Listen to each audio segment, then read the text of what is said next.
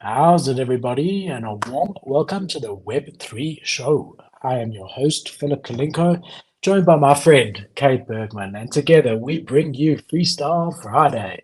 A reminder that nothing we say is financial advice. We are not financial advisors. In case you haven't already recognized, the Web3 space is incredibly risky, so you should always do your own research. And today we're going to be talking about Adidas ALTS. We're going to be talking about Trump Season 2. Going to be talking about the Nike Swoosh airdrop.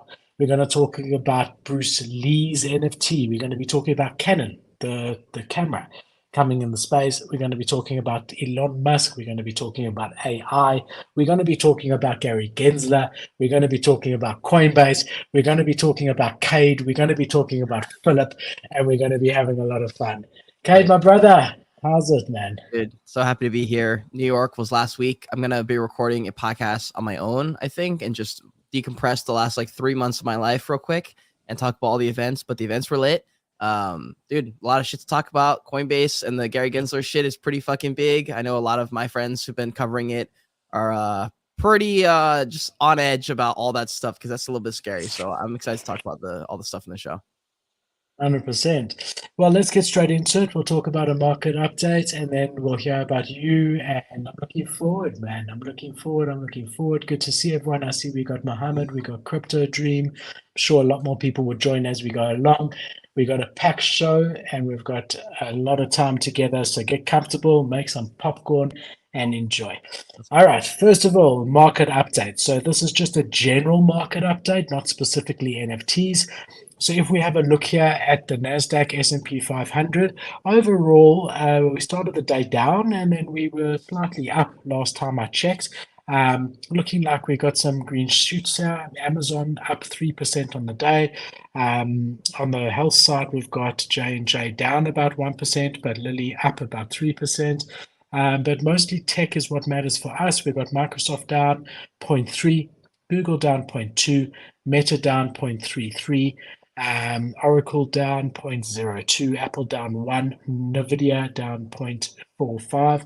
So it looks like it's a bit of a red day overall on the market, but I've been quite surprised. I watch the market very, very closely. Even before NFTs, I've always been very interested in the market, and typically the last couple of weeks we've been on a consistent up. Which is counterintuitive because things are still very uncertain in the global side of things. And the States has got a lot of shit going on. Russia's got a lot of stuff going on. China's got a lot of stuff going on. There's just a lot happening, a lot of uncertainty, but we've seen the stock market doing really well in the last couple of months, which is quite interesting. If we have a look at crypto, we've definitely had a red couple of days. We did so nicely. We jumped all the way up to 2,100 on ETH, over 30,000 on Bitcoin, over 25 on Solana. But we've pulled back quite dramatically. We're looking at Bitcoin at 27,400, ETH 1,850, Sol at 2,140. I've got this new little thing I wanted to show you, Cade. Bubbles. And this is all, yeah, man, this is all the coins. And this is based on today. This is the last day. So you can see the red means they down on the day. The little greens is not that many mean they up. And the more that they up or down, the bigger the circles are. So it gives you a really nice view to be able to see what's up and what's down. If we change that to week, you can see it's been a very, very red week on crypto. So even the alts, obviously we had the Pepe going absolutely crazy. The meme coin took off like no one could have ever guessed. But there's definitely consolidation happening at the moment. A lot of people will say that it was going to happen. There was really strong resistance. We bounced off that resistance, which is completely normal, and then we'll retest, and then that's healthy correction and hopefully continue going forward. I must be honest, I'm still actually quite bullish on crypto to be quite honest, in the near term, in the short term. I am quite bullish. At these prices, it's looking a bit tempting to fill a couple of bags. Because I think guys are seeing with the bank crisis that, even dollars in the bank cannot be 100% trusted. So we've seen a very big flight to gold, the actual metal gold. And on top of that, you're going to see a flight to Bitcoin, which is, digital gold. So medium term, even short term, at these prices, it's quite attractive for me. I'm considering and I'm looking. Yeah, I mean, we've had a really bad 2 or 3 days. Is this the buying opportunity of the century? The one that we all thought we missed when ETH was $2,100? Or is this the beginning of it going back down to 1,500 and then lower? No one really knows. But my feeling, not financial advice, my feeling is that short term to mid term, there's space to go up here on the big coins, on ETH, Solana, Bitcoin, Lux, Ape, stuff like that, right? And that's your market update. Did you hear there's some guy on Twitter or TikTok, I forget what it was. He literally, I think he put in, it was either $40 or 400, and he pulled out $500,000 in 24 hours. And I was just like, what in the fuck? Are you kidding me? And it was crazy. He's like, bro, I just put in $400, went to work or something, and then he was like, and I just pulled out 400K. And I was like, oh my God, bro. Like so the thing is that's incredible. Like, well done. The thing is that you're shooting in the dark. So if you do, if he put $400 in one meme coin, and that was Pepe, and it went like it did, he's the luckiest guy alive. The guys I know are putting $400 in 100 meme coins and hoping that one of them will do a Pepe. But it was nice to see the degen market again, right?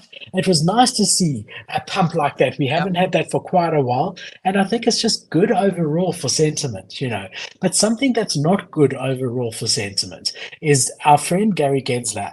And the nice thing about me is that, first of all, I don't have a NFT project at all, so I'm not scared of him calling anything a security because I don't have any tokens. I've never sold an NFT, and I'm in South Africa. So I just want to tell you, I watched this whole thing, and I have never, someone that I thought was like so knowledgeable and really understood these things, to know so little. I think this guy is an absolute idiot. I think he is in over his head, completely over his head, with what's going on here. He doesn't know what he's talking about. He's busy winging it. It's like when you get that waiting job and you tell them that you've got 10 years experience behind a bar, and then you get the job and they now put you behind the bar and you don't even know what a cocktail is. You don't know how to mix anything. You've never used those taps. You've never done anything. This guy is in over his head. And I feel so light that I can say whatever I feel. This guy's an absolute idiot. He says he's never, ever, ever bought any crypto in his entire life. He's never had any experience with it. However, he taught people a little bit about it, right? Which is the funniest thing. We always say, people who teach don't do. When he was quizzed there in the hot seat and asking, listen, is Ethereum a security? Yes or no? People deserve to know. The guy was a baffling balloon. He doesn't know anything. He has no idea. He's making the shit up as he goes along. It's the funniest thing I've ever seen in my life. I'll tell you one thing. I just want to tell you one thing before, and I do want to hear. It reminds me, when Barack Obama came to South Africa, I think it was for Nelson Mandela's funeral. He came to South Africa, and he had all the security and whatever. And when he gave a speech, they had a South African sign interpreter to do sign language, right? And it turned out afterwards that the sign language interpreter guy was talking gibberish. He didn't know sign language. He literally got the job somehow, and he was just making shit up. And it was the funniest thing and the biggest controversy you could ever find in your life, because here, with all the Secret Service around Obama, here, this guy that wasn't even a sign interpreter was able to be standing next to the president of the United States, okay? And he wasn't even a sign interpreter. The guy just thought, look, I'll go for the interview and let's see what happens. And he got it because no one else understood sign language. And he went with it. He was like, and stocks are up, and this is down, and this, and all this shit. And it turned out afterwards, the deaf community was like, what the hell is this guy? This makes no sense. And that's what this guy reminded me of, this head of the SEC. It's unbelievable. You know what that makes me want to do? So like when I hear stories like that, I get competitive, because I've walked into scenarios that I'm not supposed to be there for, and I've winged it, and it's worked sometimes. And that makes me so competitive to go and rival that feat. That is insane, bro. Imagine being next to the president of the United States, Barack Obama, a terrific speaker, If you know, Amazing speaker, and yeah. just go up and like hear him talk and just make things up. I'm like, bro, I would do some shit like that. Like I remember in college, I was visiting my friend Nancy at a different big university college, and she worked there. And I forget what she was. She maybe was an RA or something. And they had this big board meeting thing happen, and she like was part of it, but like not really. And we were like, and she forgot that she had it. So we're like going in to like get breakfast or something. And like one of the administrative people goes, "Hey Nancy, like meeting starts in 2 minutes. Like you ready?" And she looks at me and she's like, "Oh shit!" And then she goes, "Yo, maybe you should just come inside and see if they'll like let you in and like just pretend like you work here or something." I forget what exactly we made up. I walked in, bro. I was given free lunch, free drinks. I hung out. I participated in the board meeting. I gave my thoughts on the college, and it was just the funniest fucking thing. We walked out, and I was buzzing, dude. There's nothing like Look, I'm all for it. I'm all for it. Fake it until you make it. I'm faking that I know how to be a parent. I'm faking that I'm a good husband. Like I try to be. I'm saying I'm faking. Fine, but certain things like when you're the head of the SEC or when you're a sign language interpreter next to the president of the United States, certain things you can't do that. I've actually looked it up here. Let me show you because it's the funniest thing you've ever seen in your entire life. I would love to see historic fake sign language interpreter at Mandela's memorial. If you're on Twitter Spaces right now and you want to watch this, you're going to be able to hear it, but you're not going to obviously be able to see the sign language. So go to YouTube. It's the pinned tweet in the Twitter space. Well, you're not going to be able to hear it actually. Hear it, so if you want to watch here is the guy. Here's the guy. Completely doesn't know what he's doing, but I want to show you next to Obama. It looks like he's standing. He's standing. Look how his hands are. Even his hands are wrong. He's like Obama's saying, "And I'm here." And okay, forget the people in the crowd. Oh my god, bro! That motherfucker. But this guy is right next to the president of the United States, and he's pretending to be a sign language interpreter, and he isn't. And he keeps his hands together most of the time, and every so often just does a tiny little something. It was hilarious. Awesome. Wow, I cannot believe it. I wonder what kind of repercussions that happens. And also, one thing that makes me the idea of winging stuff and the fact that, you know, Gary Gensler is just like an old white dude. It reminds me of COVID, and it reminds me of Dr. Fauci and a lot of stuff that went on with a lot of the public figures during that time. And it looked like they were kind of making things up as they went, which found out they literally were. I mean, I don't know whose fault that is, because I don't know what I would have done too if a virus like that was spreading and we had to make decisions on air in real time. Like, I'm not sure if I would have done any better or anyone else, but it kind of reminds me of that. And this is some fucking nonsense seeing this. It looks very random. And there's Cyril Ramaphosa, the president of South Africa, next to him. And there was such backlash afterwards. The Sign Language Association of South Africa came out and said, you know, this guy was making no sense, and how can they not find out first whether he knows? But you can even see, look how he's just literally doing the same thing over and over again. It's hilarious. So that's what it reminds me of. That's what Gary Gensler remind me of. I mean, and I'm just like, yeah. So I mean, like knew that he didn't, like if he was there thinking, oh, this is really bad, or if he was like, yo, this is funny, or if he really thinks he can sign, and he was like, just these guys are getting the best sound language interpreter in the whole of Africa. Wow. So I mean, what we saw now, which is interesting and you know, going to happen, is Coinbase has now applied for a license and been granted a license in Bermuda, also looking for approval in Abu Dhabi. And obviously, you know, from an operational perspective, from a purely business perspective in any industry, if there's uncertainty regarding regulation in what you're doing, you need to look elsewhere, because you don't want to be operating in a country that doesn't even themselves know whether what you're doing is legal or not. If they cannot tell you whether, you know, this is a security, this is not a security, this is allowed, this is not allowed, how are you supposed to know? And it just puts your business at huge risk, because you could inadvertently be doing things that are illegal because no one knows whether it's legal or not. And so they're applying for licenses everywhere. We've seen other big exchanges doing the same. And, you know, I think America's got to think really carefully and say, look, do we want to be on the forefront of innovation? and really embrace these new technologies and be a place where people want to come for the stuff? Or do we want to do what we're doing now and completely reject them and make their lives miserable and make their lives uncertain so that we aren't the ones that they come to when they want to start these things? And I think it's a very serious question that they need to ask themselves and really seriously consider changing their approach to these type of things, because this is not the way that the biggest, best country in the world should be treating innovation. They fucking up left, right, and center, to put it quite bluntly. Dude, they're fucking up in like all places. Like the idea of me moving internationally has popped up so many times in my head, and I'm very like not opposed to it. I'm kind of down. It's a big life decision to do that kind of thing. It's pretty risky, but man, dude, a lot of nonsense happening in the United States. I'm not really sure. I'm kind of with you. Like, I don't really like that. I don't know if half the shit we're doing is legal. It's just weird, you know? Like, I'm like filing taxes, and I'm like, bro, like, I'm like, I don't know if I did any of this shit right. Like, I know everyone. It's like a joke on Twitter right now of like everyone fucking up their taxes and the IRS coming after them. But bro, I have no idea if I did that right. None. I'm sitting there and I'm like, bro, even if I hired a lawyer, they wouldn't know if I did this right. Like half the stuff doesn't make sense. You're submitting the form in this certain format, but the format doesn't line up with the one that's on the tax website. And you're like, dude, I just pray and hope that you guys know the answer.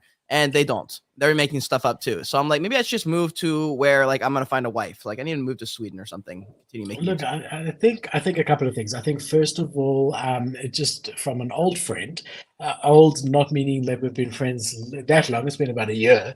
But old being that I've got some grey hairs. From an old friend, I would suggest to you that you do need a tax, like an accountant or something like that. You do in general, because in the end of the day, whatever you submit, you will be held liable for. It's not a defense to say I didn't know whether that was right or wrong. And it could be a criminal offense as well. I'm not saying you're doing that. I'm just saying if you think you're doing it right. So that's something you should do. I mean, quite early on in Percal, not early enough, but quite early on, I managed to get a really great company in that does our accounts, and they really, really do it well. They let us know when we can legally save. They let us know when we legally can't, when we need to pay, when we don't. And it's important. It's something that is really important and up there. It's sort of like toilet paper. It's a grudge purchase. Like you don't want to spend money on having to spend money. Yeah. Right. So you're paying someone so that you can file your tax returns, but they can really make sure, first of all, that you're clean, that you're doing things the way you should. But second of all, there's legal ways that certain expenses you should be able to put through your business. Even you using your property there where you live as work. Now I have put some of your rent. Yeah, now this year I got the LLC, so next year I will need to do that because I literally don't know how to do it. But before this, like in 2022, I didn't have the LLC yet, so everything was still like through like all the taxes was all in one little funnel. But yeah, this next year I'm definitely gonna need to. You get someone, an accountant for the business and one personal, the same person, and they can tell you some of these expenses can actually be put through your business. Because yes, you're renting that place for you to sleep, but half of the time you're working. So I don't know the laws in the States, but a percentage of the rent can be put through as a company expense. And that will reduce your profits in the business. And that means you pay less company tax legally. Right, so you need a proper guide. Second of all, I think it's the funniest thing that my American friend in a first world country is telling me that he's considering leaving to greener pastures. It's hilarious because here I am, I'm sitting in South Africa where in 10 minutes time, literally 12 minutes time, you're going to see a change to the lighting behind me because the electricity in the entire area is going to be intentionally turned off for 4 hours. Why? Because they don't have enough capacity to deal with the supply. So it's called load shedding. There isn't enough capacity. There's not enough electricity for everyone that needs. So every day, 3 times a day, for 2 to 4 hours at a time, they switch off our electricity completely. The whole area is switched off in black so that they don't blow up the entire system by letting everyone use as much as they need. That's number one. You want to know what sounds worse, though, than what you just said? What sounds worse is buying a Bored Ape Yacht Club instead of just moving to a place where they don't shut off your power. What sounds worse is buying a Bored Ape Yacht Club instead of moving to a place. Oh, you're out here buying JPEGs. Move to a place where they don't shut off your power. What do you mean? Well, hold on. It's not all financial. I mean, look, Yeah. I'm not mobile like you. I've got three beautiful boys, as you know, all in school, all settled in school. I've got my poor mom here who's by herself and needs to be looked after. I've got Bianca's family, entire family here. My business is here. To just pick up and leave is not so easy. Sounds like Um, excuses. no, it's true. It's not so easy. Anyway, I would much rather have a board APR club than have electricity. I mean, let's be honest. You've got to get your priorities right over here. That's 100%. That's facts. But it is funny that you also the grass is always greener, Cade. I mean, wherever Yeah, you move, there's going to be I good agree. and bad, no matter where you are.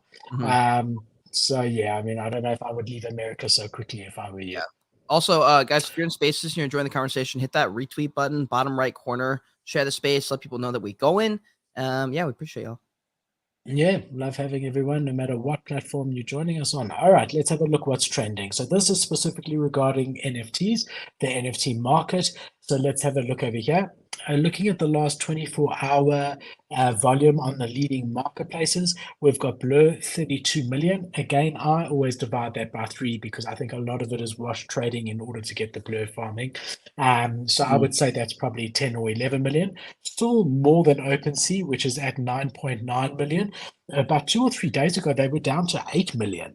So a slight recovery, but like to call a spade, the NFT space is pretty much dead at the moment. And we've got to be honest here. You have seen floor prices of all the big collections over the last week, and we'll have a look at them, but dropping at least 10 to 15%. So we've definitely hit a bit of a slowdown at the moment, and we've got to acknowledge that. If you have a look, we've got X2Y2, 1.5 million. Interesting to see them still doing so well. Obviously, they have 0% marketplace fees, also 0% listing fees and all the rest. So they're still slightly cheaper than Blur, to be quite honest. Then CryptoPunks alone, 1.3 million, Immutable X, 800,000, and then all the rest of them under 100,000 or around about there. If you add that together, and again, adjusting Blur to 11 million, then you're looking at total of about 22 to 24 million in the last 24 hours on all the marketplaces. Yeah. If we have a look in the last 7 days, at the biggest sales or alleged sales, because Cade has always got his skeptical spectacles on, which I agree with. You should always be skeptical. But just looking at what we're seeing over here, we saw a Bored Ape Laser Eyes sell for 300 Ethereum. At the time was $582,000. We've had CryptoPunks sell 2 of them in the second and third place, respectively at 183 ETH, which is $380,000, and 215 ETH, which is $417,000. We then saw Azuki in number 4, 5, and 6 place, Jeez. selling at between 130 ETH to 170 ETH. Azuki continues to be one of the few collections that is really holding its floor very, very nicely. And yeah, very interesting to see. I mean, who would have thought when that Zagabond thing happened and came out that they would even survive, let alone that they would thrive like they've been thriving. I'm going to change this to 7 days to see what's been happening here. And you can see Bored APR Club floor price at the moment, 45 Ethereum, Cade. In ETH value, I haven't seen Bored APR Club at 45 ETH at all ever since I've been in NFTs. They were about 50 ETH when the whole FTX thing and everything went to hell. 45 ETH is really, really, from an ETH perspective, really cheap. Obviously, ETH is 1,850. So that's, when ETH was 1,000, they were sitting at 80 ETH. Yep. So in the end of the day, they're pretty much equivalent to that in US dollars. So if in US dollars terms, I've seen them at this price, but in ETH terms, that's very low. We've got mutants under 10 Ethereum sitting at 9.5 ETH. We got CryptoPunks at 46 ETH. They were holding at 65 for months consistently. We've got Azuki still holding strong at 14 Ethereum. We've got Beans, Azuki sub-collection at 1.4 ETH. We've got Bored Ape Kennel Club sitting at 4.3. We've got Moonbergs at 2.4. Clone X at 2.6. Captains at 7.3. Heavy Metal at 1.2. D-Gods at 7.5. Nakamagikos at 0.2. Nagamigos, bro. Nagamigos. They pulled up at NFT NYC. Yeah. They ran out of all their money probably, but they pulled up. Whoa, Pudgy Pudgy Penguins at 3. Penguins. Everything's down, bro. 3.5 ETH. Miladies is the only one up. These guys, let me tell you, everyone's scared to say it. These guys are like either rapists or murderers or something, or anti-Semites or Milady. There was all that drama, bro, a year and a half ago when they came out. They like burning people of different colors and religions, and I don't know, bro. There's a whole lot of drama there. Everyone's too scared to say it because they're going to get hate mail. I live in Africa. You're welcome to come. I honestly, I've got my 17 guns and my electric fence and my private security company. You welcome to try and come here. I really couldn't care. They dodgy as shit, but they hugely up. They hugely up. I don't know. I've never heard of it. There was so much drama. Something you have heard of is Pixelmon. They release new art, and their art is fire. They've got a new team, and they back up at 0.6. I'm going to show you. I just want to look at my ladies and see what the situation here is, what they used to be, what they were. If anyone knows this project, let us know in the chat or something, because I have never heard of this project, and I've been here for 2 years. Yeah, so bro, they really bad people. You know, this one was like a sex ring, or what the founders, something went on here dodgy. So even a month ago they were 1 ETH. They're now 2.3 ETH. I don't know, maybe they held up a whole lot of people by gunpoint and made them buy. But these are dodgy guys that everyone's scared of. I'm not. Maybe that will come back to haunt me, time will tell. And Pixelmon, bro. Pixelmon, I mean, I'm trying out this OpenSea Pro. Don't really like not being able. Hey, sorry, you haven't used it. I haven't used OpenSea Pro, no.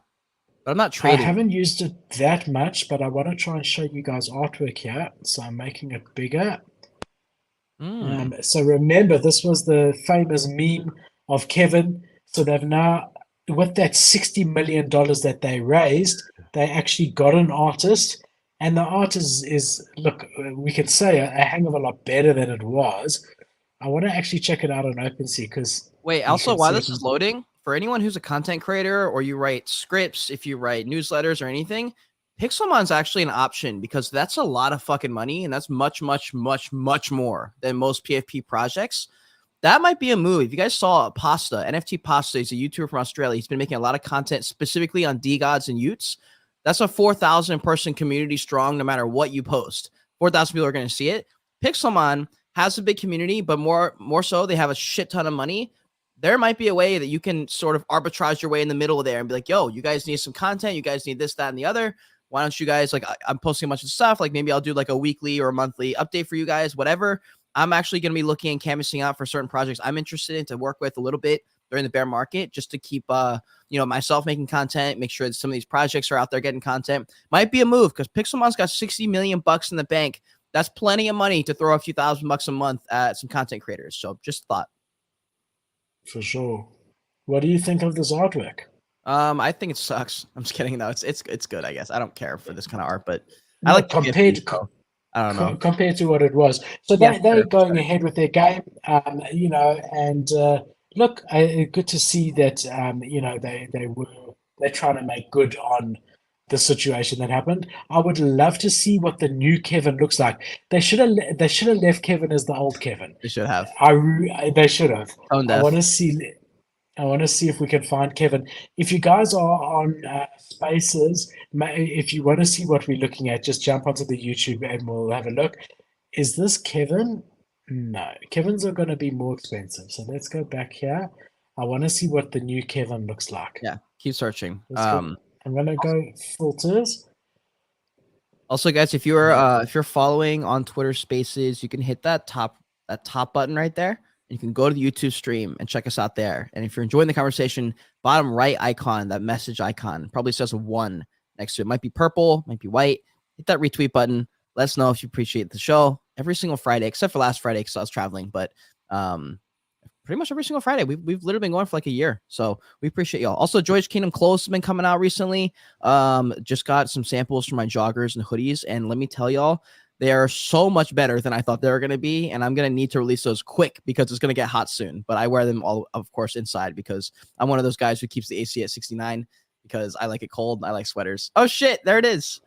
So they've kept OG Kevin, Hey, but they've also, which I think is so cool and really Web3, but they also have released a new Kevin, and he looks pretty much the same, but he just moves. Whoa. dude, that's the only one I would want in this whole collection. Does anyone have Yeah, Pixelmon, Kevin. a Kevin Pixelmon? Because I would love to see it. If you have posted somewhere, because I would love to see which one you have. That's actually kind of cool. I fuck with that one.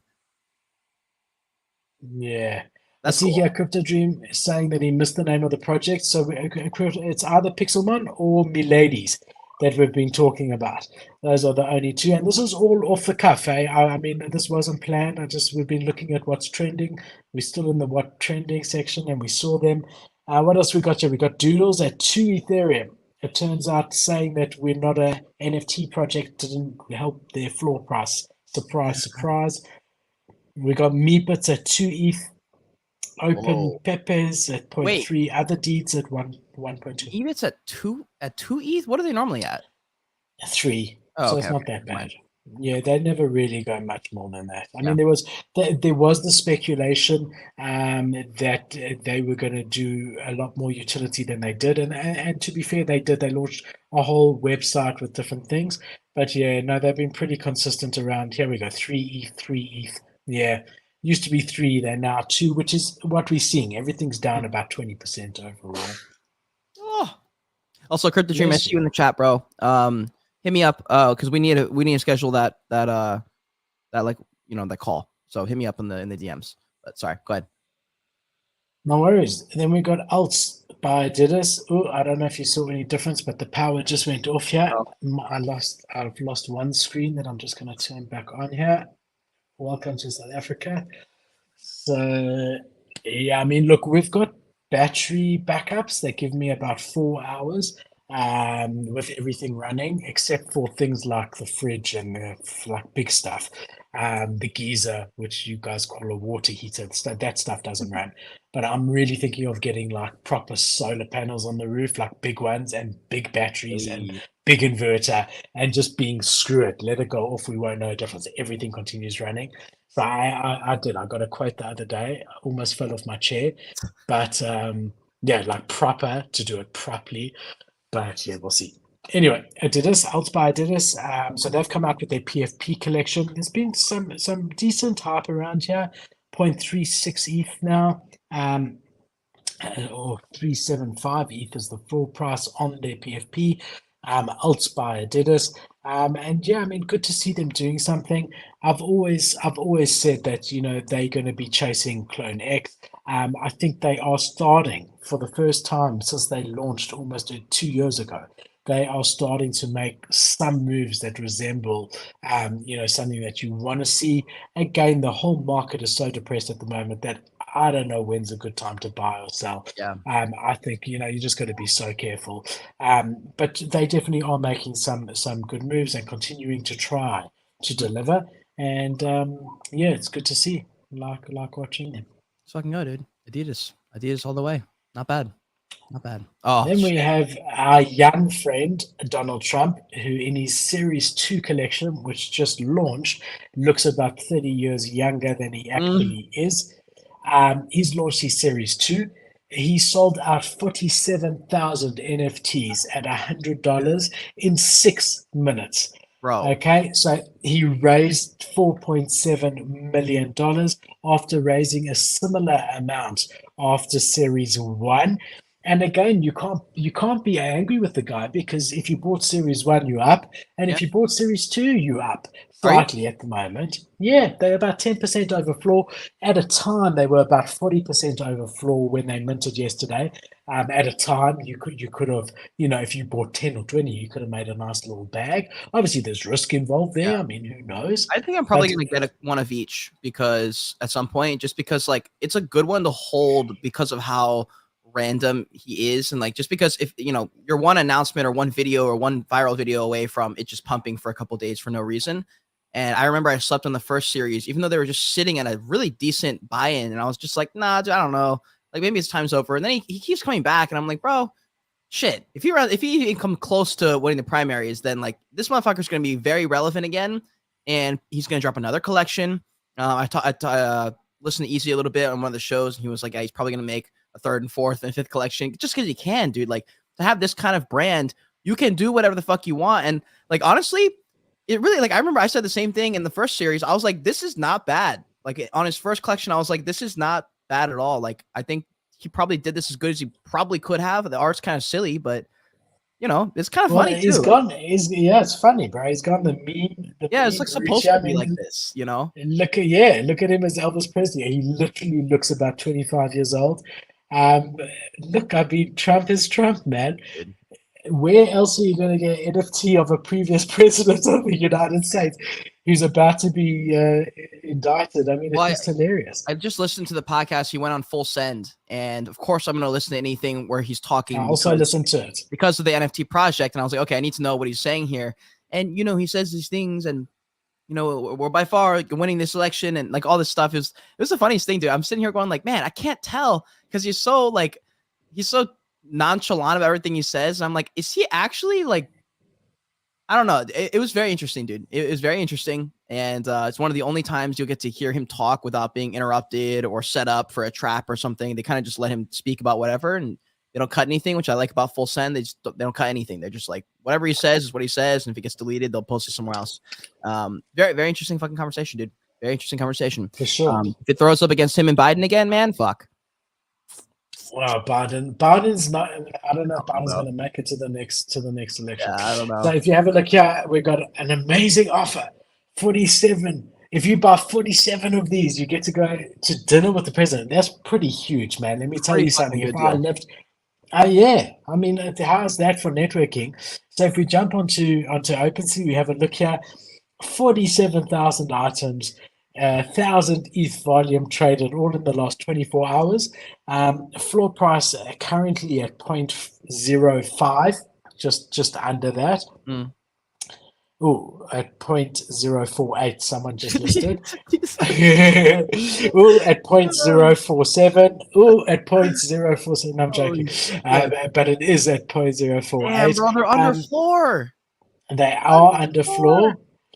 They are under floor at the moment. Oh, no. Look, I still wouldn't mind having one or two just for the historical. Well, finding ones that are cool. Like if you find a couple, guys, if you're scrolling, if you're looking for some DGen plays, and we're not making any political assumptions here. We're not saying, you know, whether or not you support him as a politician. However, for a trading thing, this is really interesting for me, and this is a fun game because especially for 90% of people in NFTs. Y'all already know, and like y'all can lie, but like I know it's true. Most of us are trading between 0.01 and 0.3 ETH. I just know that the majority of people are not spending more than 0.3 ETH on an NFT because at that point it's too much money for JPEG stuff unless you're very confident you're gonna make a flip, right? And dude, like going on the floor and finding something within 30% of the floor that looks specifically interesting from an art perspective, and then listing that shit 50% more than you paid. You've got some strong ways of making some flips here, in my opinion, swing trading. Yeah, I mean, look, I really like this one on the floor here. Hey. I just don't like the cap. I don't like the cap. I just think it cheapens it. You think someone else would like it, though? Possibly, but what I'm saying is that, like, for this particular scene, where you've got him in his suit, his normal black suit with red tie, and the background is the dollar note. I just wish he wasn't wearing a cap. But true as God, I would buy this. I don't know. OpenSea's bugging. Surprise, surprise. Let me close some tabs here quickly. I would buy this if there wasn't a cap in it, just to have. So, I don't know. Guys, let's just close. I don't think it's my side. I think it's OpenSea. If Joe, well, damn, I'm trying to think if like anyone else, like if anyone the Democratic Party ran and they were somewhat tapped in, and this was like an NFT project showdown. Could you fucking imagine Trump pumping his like Series 1 against X other Democratic Party, and they're running and they're like competing and like they're talking about these NFT projects on CNN and Fox News? Could you fucking imagine the main news channels talking about the fact that Trump's NFT floor has skyrocketed because his polls went up, and then Joe Biden's went down. Or dude, that would be the craziest fucking thing ever, and that would shoot NFTs back into the news, dude. I'm waiting for it, guys. If you're a content creator, we need to start making content about this. We got to capitalize on everything presidential right now. Talk about it, bro. Talk about it. All right, so Cade, you are living in your own little world there. The day that happens, I mean, I would love it too, but it's not going to happen. Dude, why not? Here's my one. What, that they're going to compete based on NFTs to see who becomes president? Not based on NFTs, but they're going to be running, and as a byproduct, NFTs will be going up and down, and then he'll be talking about it, and so it'll just come up a little bit during shows. In my opinion, I think it will. It might not be the main thing and the main talk of the show, but I understand. I agree with you. I do think that there's an opportunity here for it to be linked. I really want to make this one bigger, but it's just not letting me. Let's keep. You better snag that one quick, because I kind of like that one too. And I'm gonna be doing some swing There trading. he is. Hold on. Look, 47,000, bro, is a hang of a look how young he looks. Yeah. Look, on a $100 bill. Yeah, but the cap, I can't. Yeah, the cap does kind of suck. Not gonna lie, I do agree with you. For this particular scene, it just doesn't work. I just wonder how rare it is. So the background, green bull, 2%. Yeah, Suits 12%, not so thing. The tie, there's a lot of them. Is it? Are you able to see the rarities on the main page? Does it have it with like one of your tools? No, damn. Yeah, it would.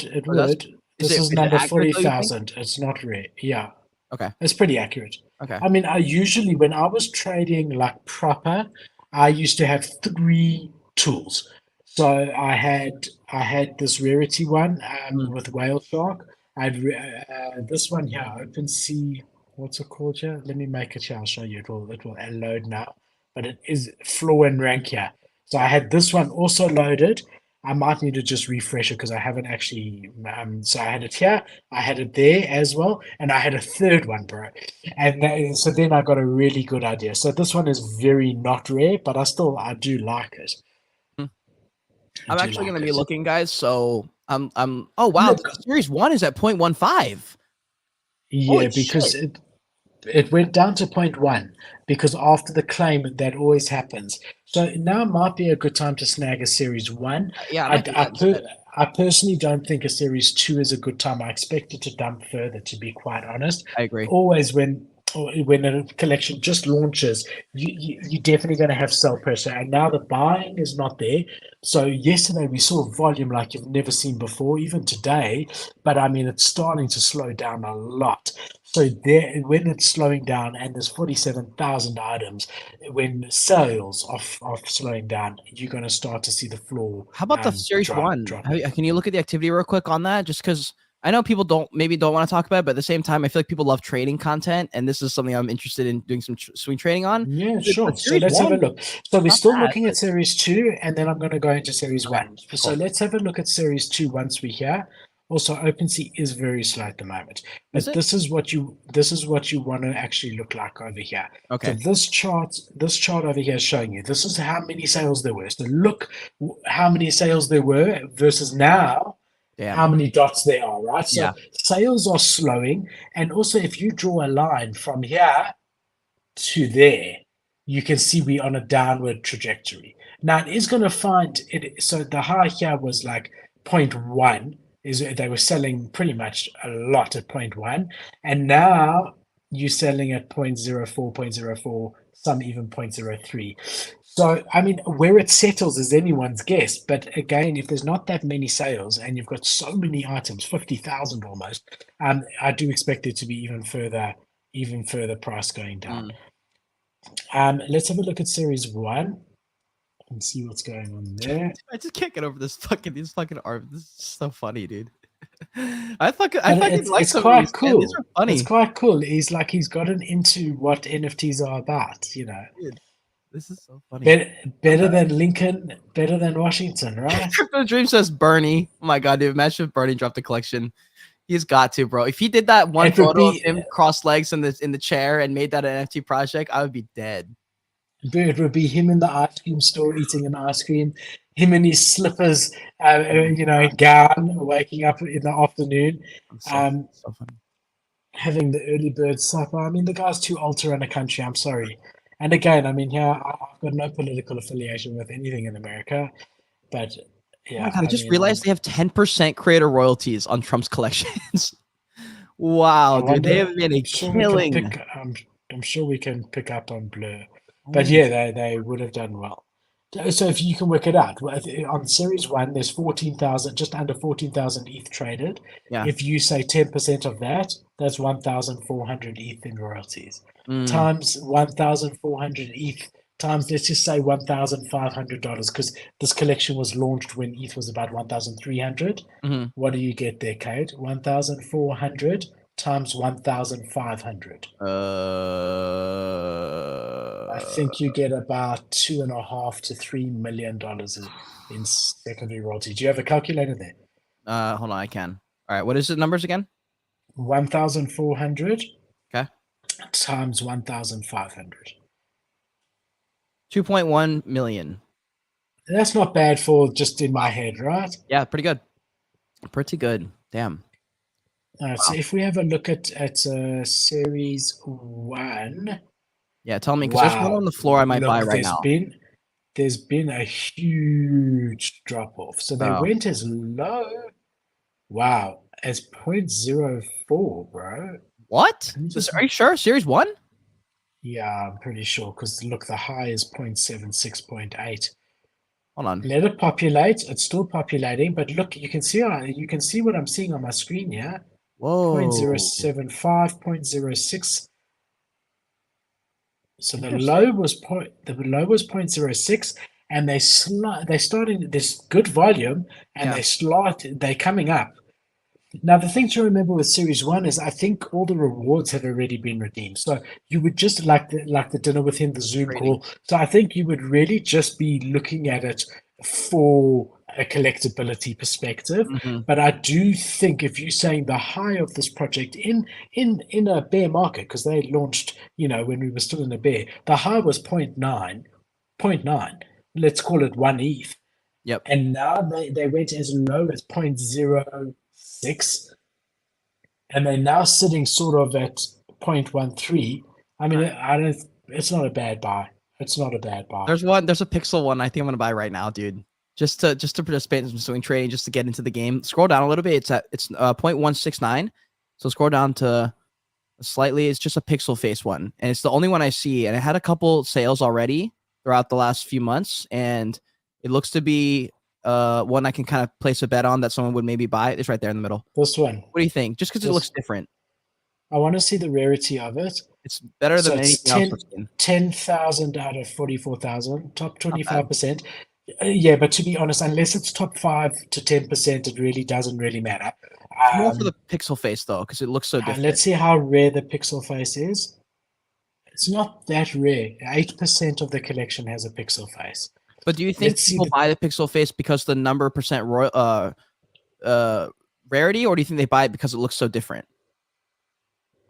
Well, within the collection, it doesn't look so different if 10% of the whole collection has pixel face. But if there's not that many that are being sold, the only reason I like this one is because it's made 3 or 4 sales already, up and down, up and down. So I'm kind of like, maybe this is one of those that you can swing trade because there's not, like, I mean, look at the floor. There's like, how many on the floor or even near the floor are pixels? There's like 2. You know, Cade, I don't know your financial situation, bro. To spend $300 in this market, yeah, I don't know, bro. I mean, I'm just not in a buying mood, to be quite honest. Of NFTs with everything that's been happening and going on. So, I mean, even since we've been here, this is the Mount Rushmore ones.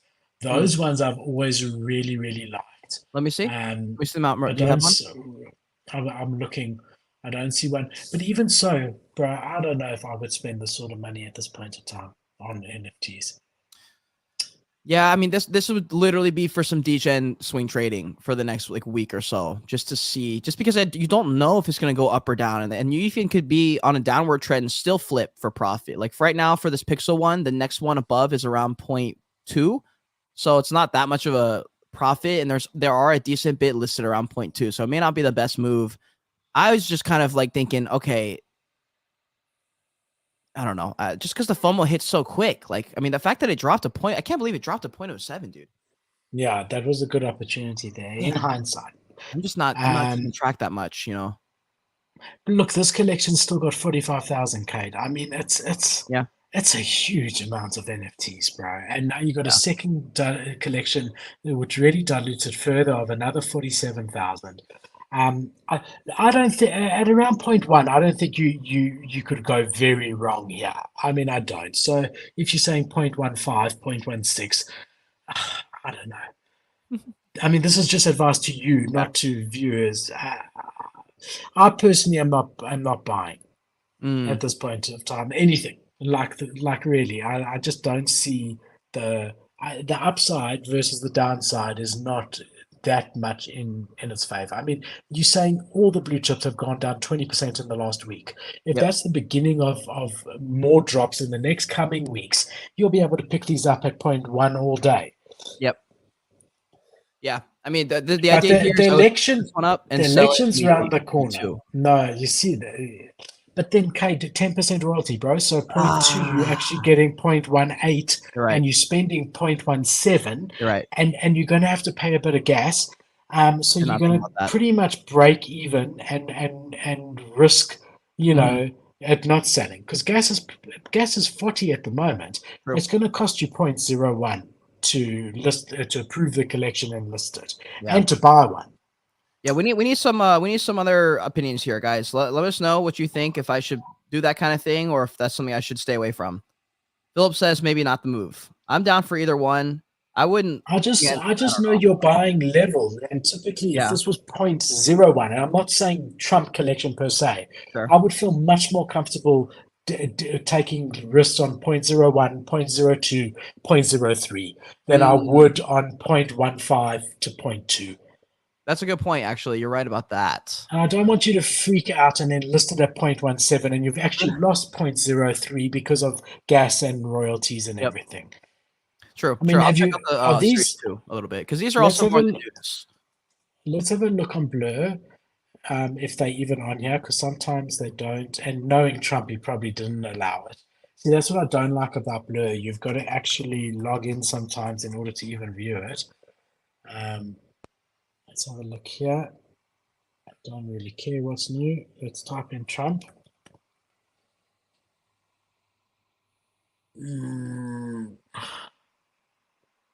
Doesn't look like any. I mean, that's a problem. I don't know. This doesn't look legit to me. Let's go back. I don't think they're on Blur. How about X.ai too? I'll check. I just wanted to check further here before I say anything. If I just go Control F and look for Trump. Yeah, there's a couple on OpenSea's floor that are in like the bot, like the 6,000 rarity range, and they're all near the floor. I'm like, that might be a decent play. What's that, series 2? Yeah, series 2. They don't look that great, and like I know rarity is important, but I always thought that rarity plus the visual is also important. Like I don't think just the visual's important. I agree. The visual's important unless it's a rare one of one. No one cares what it looks like in a good collection. If it's there's a one at 2,000. Hold on. The top 2,000 rarity at 0.05. Let me grab that one, maybe. Can't believe we're sitting here talking about buying Trump trading cards for the last 20 minutes straight. It just shows you the man still got it. I mean, bro, to be able to make $5 million in a day, even for someone as wealthy, and who knows how wealthy he really is, as Trump is incredible. $5 million in a day is a good day's work. Bro, I'm just trying to sell torches for I like this one. I like this. Yeah, exactly. But I mean, what my dad always said about Trump. You know how to make a fortune, a small fortune. Start with a big fortune. Yeah, that's the move. That's the fucking move right there, guys. If you didn't know how to make money, go get money first, then make more money. That's the only way, apparently. Get money from your daddy and then make it less money. That's what he did. Holy shit. These are fun. I like this one. I like the American ones, bro. Which one? That one's so common though. Is that fine? You think? I don't. I'm just visually. Oh, It's just very visually. common. I'm just saying, just visually. You've Yeah. got you got him smart. I don't really like him with his fishing gear on and stuff like that. Yeah. Um, like these fucking glasses. I mean, come on, give me a break. I'll show you now. It's busy loading. It's taking a bit of time. Yeah, if you guys are on Oh, Spaces or if you're on Twitter at all, I'd love to just post it under the Spaces link of which one that you own if you bought any. If you're participating in any kind of swing trading here, this is pretty interesting to me. it is interesting, guys. I'm sorry for the spaces, guys, that we're looking at pictures of Trump. No, We'll dude, they're move on. holding. I think everyone's chilling like in the Spaces. I mean, I think Oh, they're down cool, to man. here because They're probably looking with us on their own honestly screens. them. Oh So no, we've got the one sold. The one I was gonna buy just sold. Fuck me. I should have bought it earlier. That one was good pretty to rare, see dude. you. Good to see you. We got some good people here. Founded Okay. Records. We got Luke, another content creator. Really appreciate you Nice. being here. We got Cryptic Dan. We got Crypto Oh. Dream as always. Damn, What's bro. he That saying kind of here? took out a lot of the heat for me though, losing that one. I should have snagged that one right when I saw it. I knew that was gonna go quick. No, well, let's watch it, Cade. I don't know that it'll be able to stand. I agree with Dan. If you're looking for an arbitrage opportunity I buy the absolute floor. The most decent looking one on the floor is the one I would buy if that's what if you're Yes. looking for. Well, the floor's pretty thick at 0.05. That's the only reason I was interested because it was like down a little bit, but it was still like, the difference was 0.01 ETH. But also, I don't have any fucking Matic, bro. God damn it. I hate trading on Polygon. Wow. It looks like the floor's climbing here. What's it, 0.052 now, the floor? What was it when we started? 0.0448 or something like that.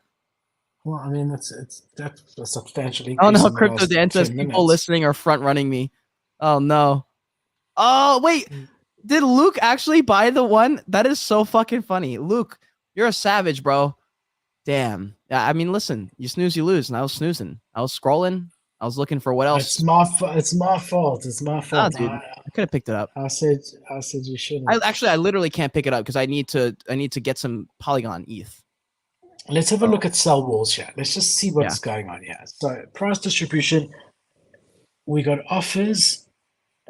Oh, something went wrong. Hold on. I'm OpenSea, bro. I can't believe even with no one on the platform, they can't fricking get it right. Just going to refresh this page because that's an important chart. Let's look at sell walls. How many are listed? How many sales per minute are happening? And, that's really what we want to look at here. So we want to figure out what is the trajectory? Is it going up? Is it going down? What is happening? So we've definitely seen sales volume slow down, but you're going to see that because as it launched, there were a lot of buys and sells. We got at 0.04, 200 offers between 0.04 and 0.045. So worst case, you just accept an offer. If you bought it at 0.05, you're not too terrible. Yeah. Then listings, we got 122 listings between 0.05 and 0.055. Then we've got 250 listings between 0.055 and 0.06. So together we've got 360 listings. Now we want to see how many sales are happening. So this is the 21st of April, which is today so far. So today so far, there have been 900 sales and we 350 sales. So that's a very thick floor. 350 sales in order to move to 0.06. And remember, more people are going to list as we go along. Yep. Yeah, you're right about that. So if we have a look at listings, people are listing at about 0.051, 52 around there. And sales are still happening. 2 minutes ago, 0.04, bro, 0.04. People are still undercutting the floor here. So if you keep an eye on this, Cade, I mean, there was a sale here literally 6 minutes ago at 0.036. Damn. Yeah. So if you just be looking, watch the floor, I wouldn't pick up at 0.05 at this exact moment, at this exact second, but I would watch the floor and try pick up at 0.04 or under. Yeah, I agree. There's kind of no reason to get in like this right now. I mean, unless I find one on the floor that's just too good. But even that, like, it's just, there's such a thick fucking floor here, dude. Like, it's just, this thing is thick. Yeah.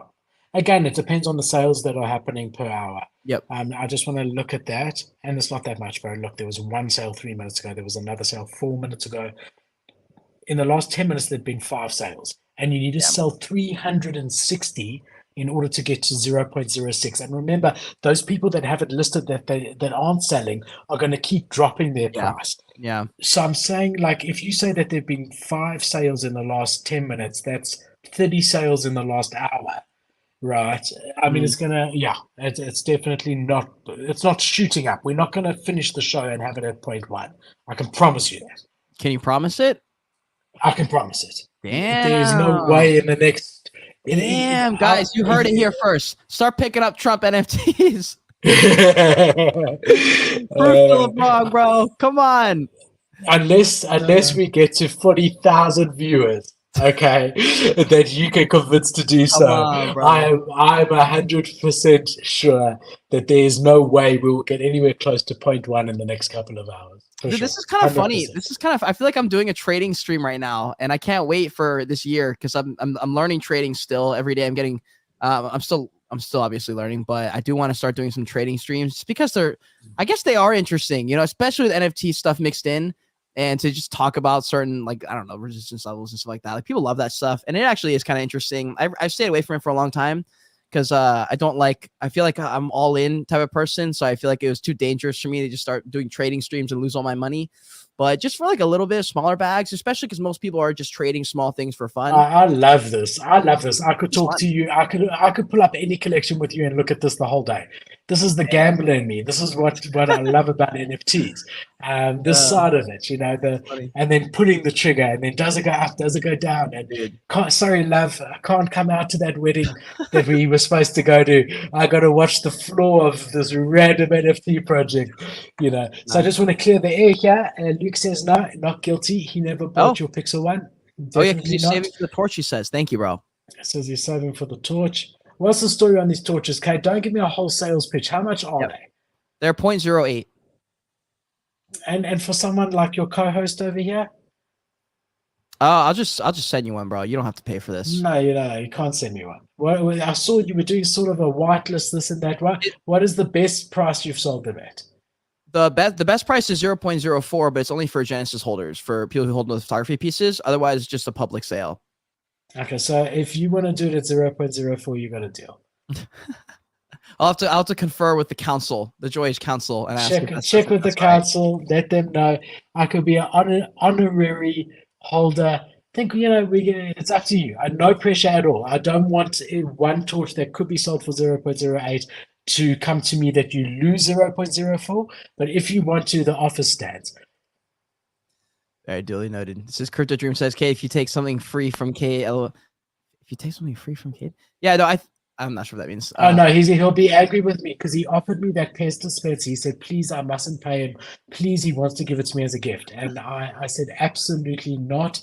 I won't accept it whatsoever. So he's saying now it's not fair if I let you give me something for free, but I didn't let him. And I appreciate that, Crypto Dream. You're very generous. Thank you. You organized it for me. You sent it. You did everything. That's more than I can appreciate. Yeah. I don't want anything free from anyone.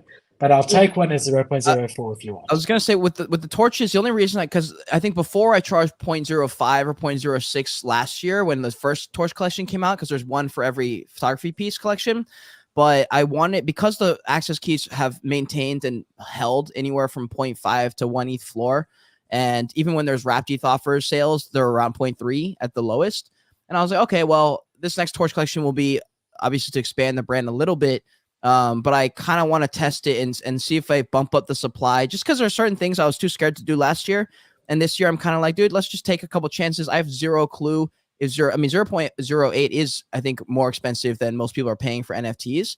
So it's kind of like, okay, like what, like with this, like how many would even be interested in this? And that's kind of why I did that, even though there's a risk of like, maybe it doesn't sell out. Maybe it does worse than the first torch collection, but it's kind of like, bro, who cares, dude? Like this kind of project is not one that, we were talking about trading for Trump stuff.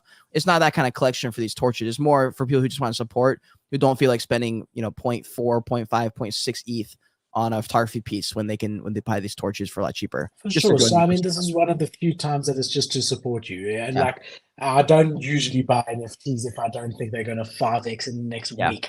So, you know, I do think that yours will 5x in the next 10 years. But it's more just to support you. So that's what I'm saying. If you've got extra of them and you want to move one, my offer stands. However, if you don't and you're selling them at 0.08, I'd prefer not to have one because I'd rather you get the extra 0.04 from someone else. Yeah. True. Awesome. Let's get into some news. Let's do it. Latest news. All right. So, I mean, we got Nike, and this is the swoosh side of things. So it's not linked to Clone X. And to be honest, you know, this for me has been quite upsetting. Not this particular project per se, but you know me, anyone who watches the stream knows that I am a big Nike fan and, you know, a big Clone X fan. And I have owned literally every single Clone X asset that there ever has been. Every single one. Every shoe, every single pod, everyone. I've owned every asset at some stage. Every box, every vial, except for the very rares like the Marrakashis or whatever. So I've owned at least one vial, at least one shoe, at least one shirt, at least one everything across the board. So I'm a big fan. And I was very confused when .swoosh was released because initially my understanding was that Clone X was Nike's NFT Web3 entry. And it is strange, and I still don't really understand what the plan is with .swoosh versus Clone X and what the situation is. And I still don't know the answer. And that for me was the only niggly thing in the back of my head that I had with Clone X the whole time. And obviously there's been FUD with other things which I understand and I think they'll get past because they're a good team and they work on a lot. But I'm confused. I don't need to own a Clone X in order to get these swoosh assets. And it's a whole other ecosystem for the masses that's got nothing to do with Clone X. And I find it weird. I think, you know, why do we have two of the same thing? Do you know the answer, Cade?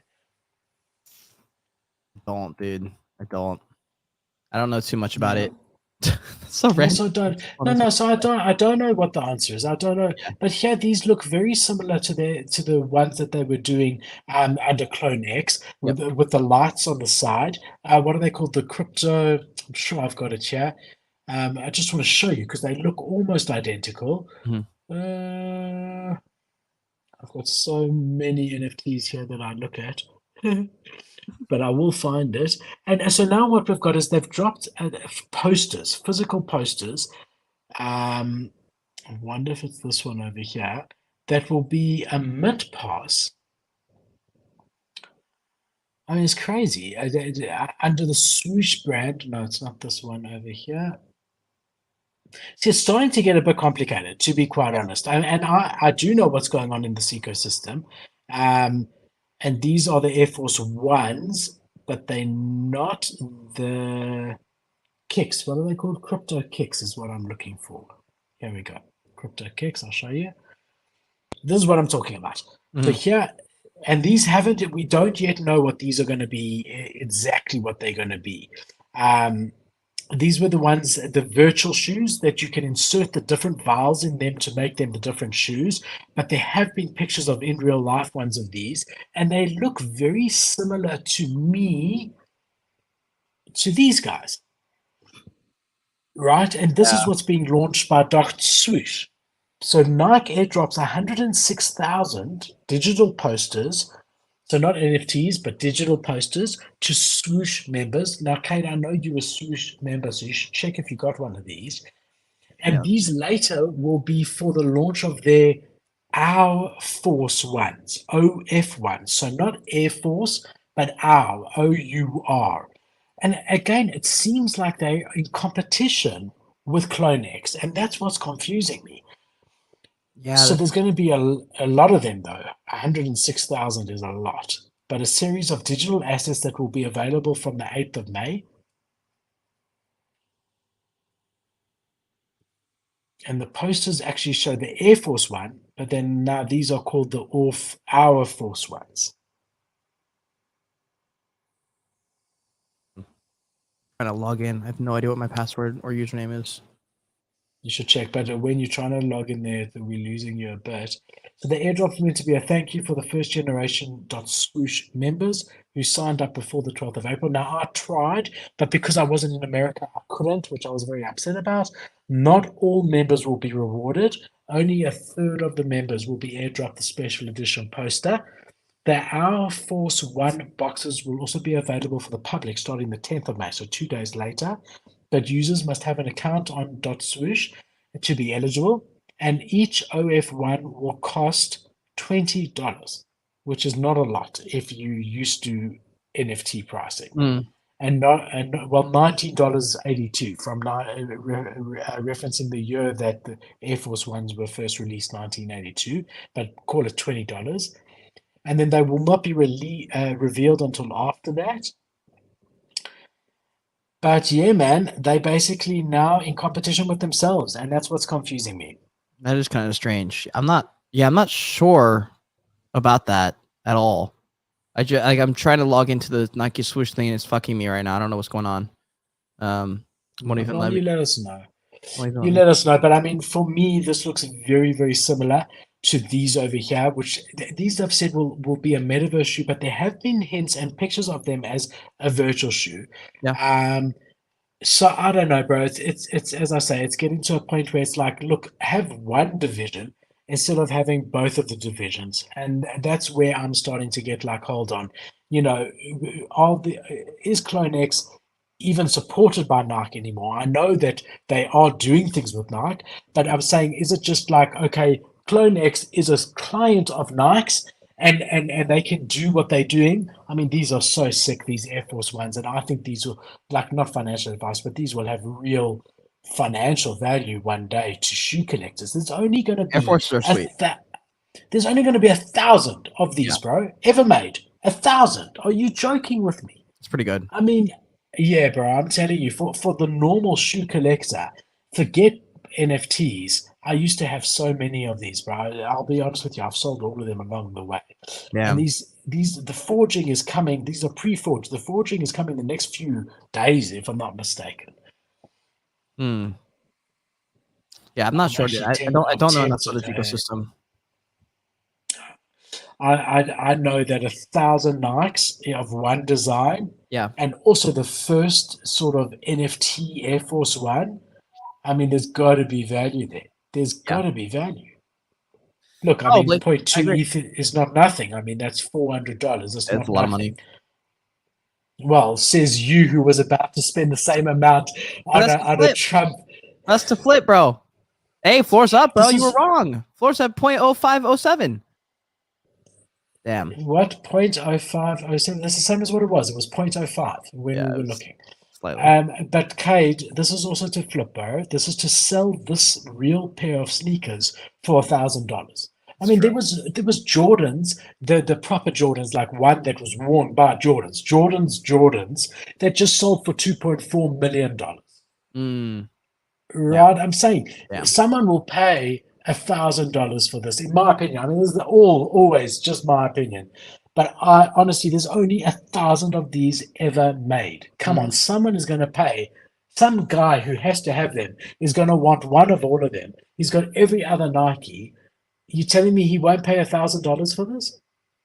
Yeah, he might. He might. Also, if I'm switching to Polygon here, I haven't bridged in so long. This is very different than what I remember it to be. It says I'm bridging from the network of Ethereum to the Polygon network, and if I send ETH, I'll receive wrapped ETH. Is that right? Just say that slowly. You're bridging from Ethereum to Polygon, so I can trade these Trump cards. And it says you could send ETH, but you'll receive wrapped ETH. And I was like, is that what I want? Yeah, I just want normal ETH, but on the Polygon network. It's not an option. It won't give me that option. It only says I'll receive wrapped ETH. And I was like, no, I don't want wrapped ETH. I want. What are you doing? Through MetaMask? Yeah, I just did the MetaMask portfolio bridge. How else do you bridge it? Because if you need Matic, you don't want ETH, right? What are the Trump trading cards trading on? Are they trading on Let's have a Matic? look. You're looking at Series 2, eh? Yep.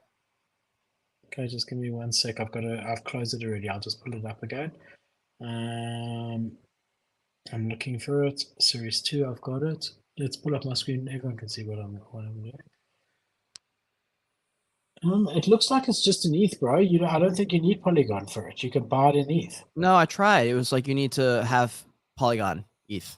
I was like, Let me try here. Add to cart. Checkout. Crypto. Complete checkout. Continue. If I end up buying the shit because I'm just trying to help you. So you need Polygon ETH. So is this where you got up to? yeah, and so I went to Bridge. I just went to the MetaMask pull up and I said Bridge, and I said Bridge to Polygon. Okay, that's fine. That should be fine. If you followed that procedure, then that should get you what you need to buy. It's gonna give me wrapped ETH. I'm like, I don't want wrapped ETH though. It's so strange. Well, wrapped ETH might be Polygon's ETH because it's on the Polygon chain, but the prices are on ETH. No, something's changed. Oh, it never used to be this. It used to be Matic. So if I wanted to buy a Polygon NFT in the day, I used to have Matic, not ETH. So I see here, Crypto Dan said you can buy them with Matic or ETH, but it must be bridged. Okay, so I can buy with Matic, but it won't give me the option to switch anything. Like it only says you can, like I have ETH right in this wallet. So bro, so then go into your wallet and send ETH to your Matic, to your Polygon side. I think I can do that. I think I have to bridge it. Yeah, that's what I mean by send it. Is bridge it. Yeah, but I can only bridge to wrapped ETH. I'm saying, yeah, you go into your Matic, you go into your Polygon where I am now, into your Matic and say buy. Oh, I see. Or swap. I just gotta switch over to. Oh wait, hold on. I think I just found it. You just say swap. No, I found it. There's a button here at the top right, next to your profile. It says however much ETH there is, and then however much Matic you can say send from bridge to Polygon, bridge to. So I want to bridge to Polygon. All right, great. While you figuring that out, I'm moving on to the next story. Yeah, go ahead. Sorry. No, don't be sorry. All right, next story. We've got Hugo Boss, anti-Semites, and they've come out and they've said that their new Hugo Boss NFTs will be tied to physical clothing. The German fashion brand Hugo Boss is launching a new Web3 project that ties non-fungible tokens to physical pieces of clothing.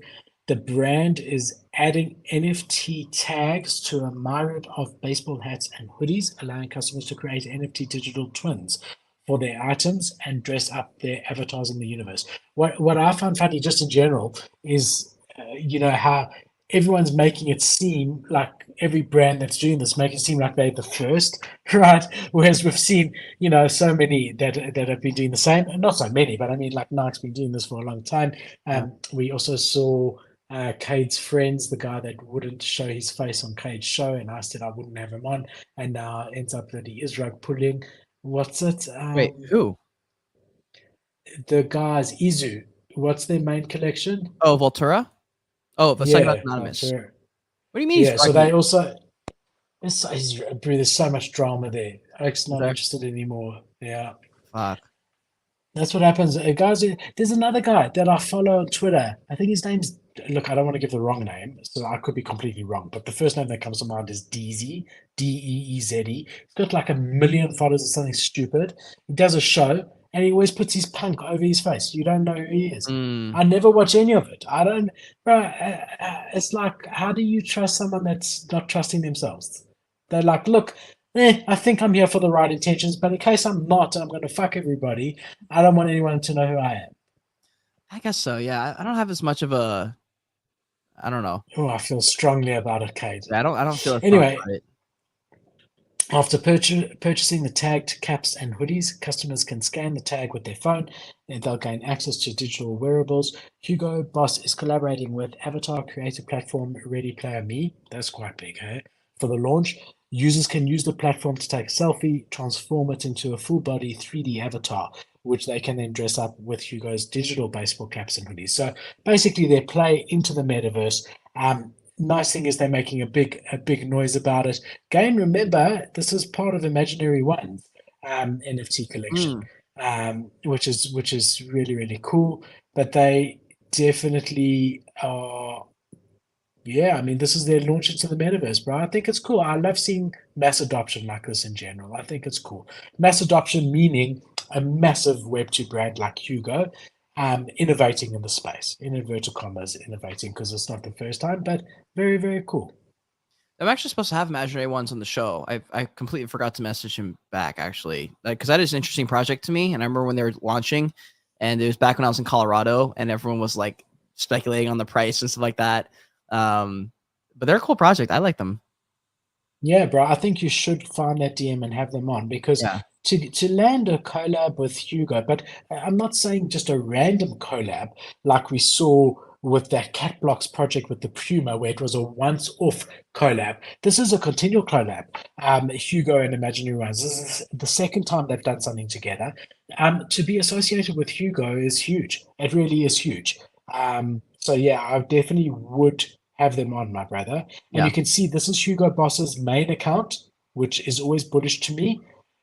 Hugo Boss's corporate account, it had a gold tick. I don't know why it changed. Oh, here we go.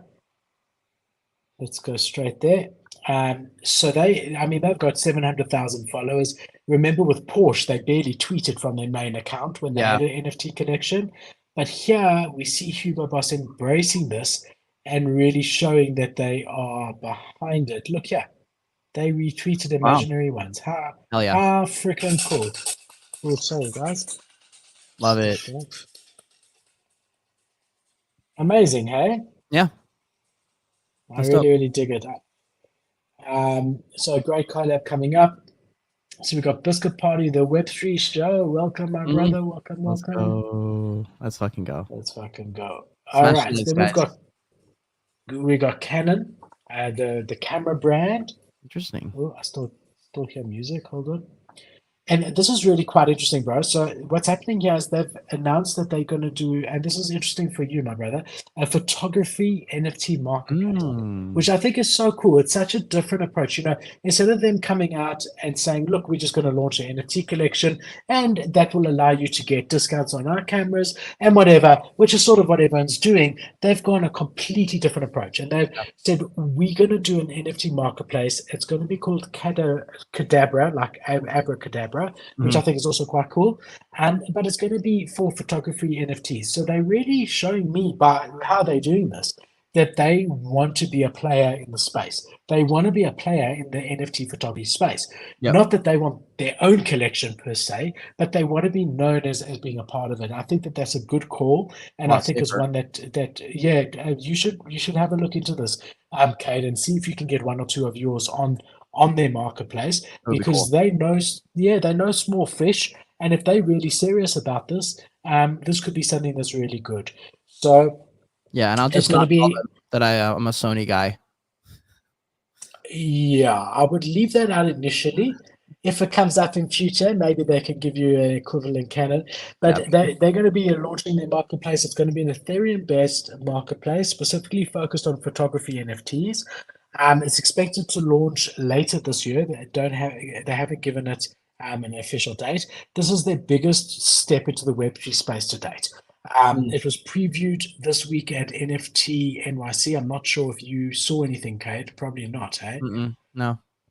It will feature photos in a myriad of categories, including sports, landscapes, lifestyle, wildlife, and more. And it will include a tokenized photograph drop from photographers and a secondary marketplace for resellers of NFTs. Besides digital images, it will also allow participating photographers to issue physical prints of their images that will be fulfilled by Canon. And the launch opens in the US unless customers purchase NFTs via crypto or via credit card. This isn't Canon's first foray into NFTs. In July 2022, they collaborated with Immutable to drop an NFT photo series on Solana. The series featured photos from world-renowned photographers. Other NFT platforms dedicated to photography are already existing, but this is Canon's first step into having their own photography marketplace.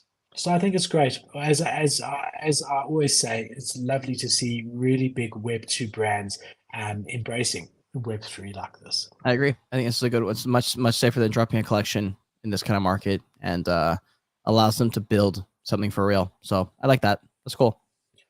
For sure. And speaking of it, Cade, let's take a slight turn to the left.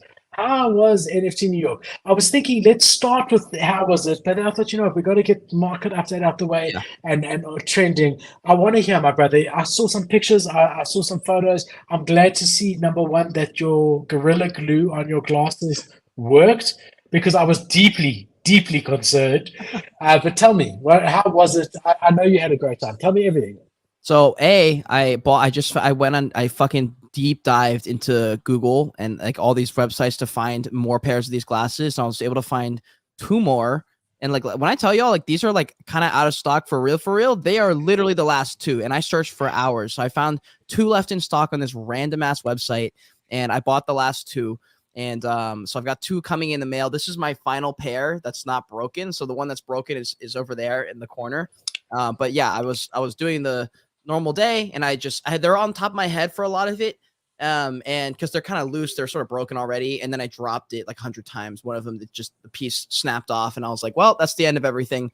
So I ran to the store, got shut it all down. The George Kingdom is over.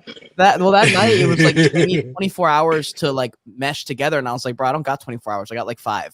So I went to sleep and fell asleep pushing them together to hold it in place, and then woke up and they were magically there, and they were fine for the rest of the week. They were pretty shitty, so I did have to break out these. This is the final pair, so I'm going to be very careful with these until I get the last 2. But I'm also going to be looking to outsource and create a pair that's very similar to this, but just a little bit better quality and more custom. So I'm going to figure out how to do that exactly and make my own Joyous Kingdom stuff, like my own sunglasses, because I just got new joggers, I got a bunch of new clothes and samples, the hoodies that look amazing, so it's time to take over with the Joyous Kingdom. But other than that, dude, like New York as a whole was dope. I got there 2 days early because everyone else got there 2 days early last year. No one was there this time, so I walked around. I got to hang out with Sophie, got to hang out with my friend Max, got to hang out with Katie from Ledger, and it was kind of like a chill first couple days, which was nice. And then the chaos started. Everyone got there, and it was literally chaos. Like the DeGods event was really cool. It was like on top of a rooftop. It was really beautiful. Tons of dudes there, like 99% dudes there. It's pretty funny. I went to Doodles, Blockworks, and OpenSea's collaborative event, which was interesting, and that was actually a good spread of girls and guys. And so that was kind of cool, refreshing to see just like a normal looking party. That was fun to hang out with people and just vibe out there. What else? I met everyone, dude. Like literally everyone who went. I pretty much saw them. Aside from like Thread Guy, he was at the same party. I just didn't realize he was there, and I must have just walked past him. And then Ash, Robin, I was supposed to see him, but didn't get a chance to. Everyone else there was there, and everyone showed up to the Kid Called Beast party. That was wild, bro. It was actually one of the coolest parties I've been to, because it was like in this massive venue, I guess, and they had this kind of like this big VIP stage in the front with where like the DJ was and stuff like that. And I'm not sure exactly how it worked, but I was able to sneak up on stage and take the Kid Called Beast head, the famous head that's all over Twitter, put it on my own head, and got a little video and photos with it on. And it was cool, dude. Like they had the walls were like huge. Like the walls were really, really tall, and the whole wall had like a projector on it. So that these Kid Called Beasts were like dancing on the walls, but they looked like giants, and it looked really, really cool. And met everyone there. Like K Money was there. A lot of people who watched the show, even like the glasses really worked. It was crazy, bro. Like every single day, multiple people walked up to me and recognized the glasses. I was like, what the fuck is going on? Matt Elio trades at the Nifty Portal event. That was amazing. Nice. Theo and Nick.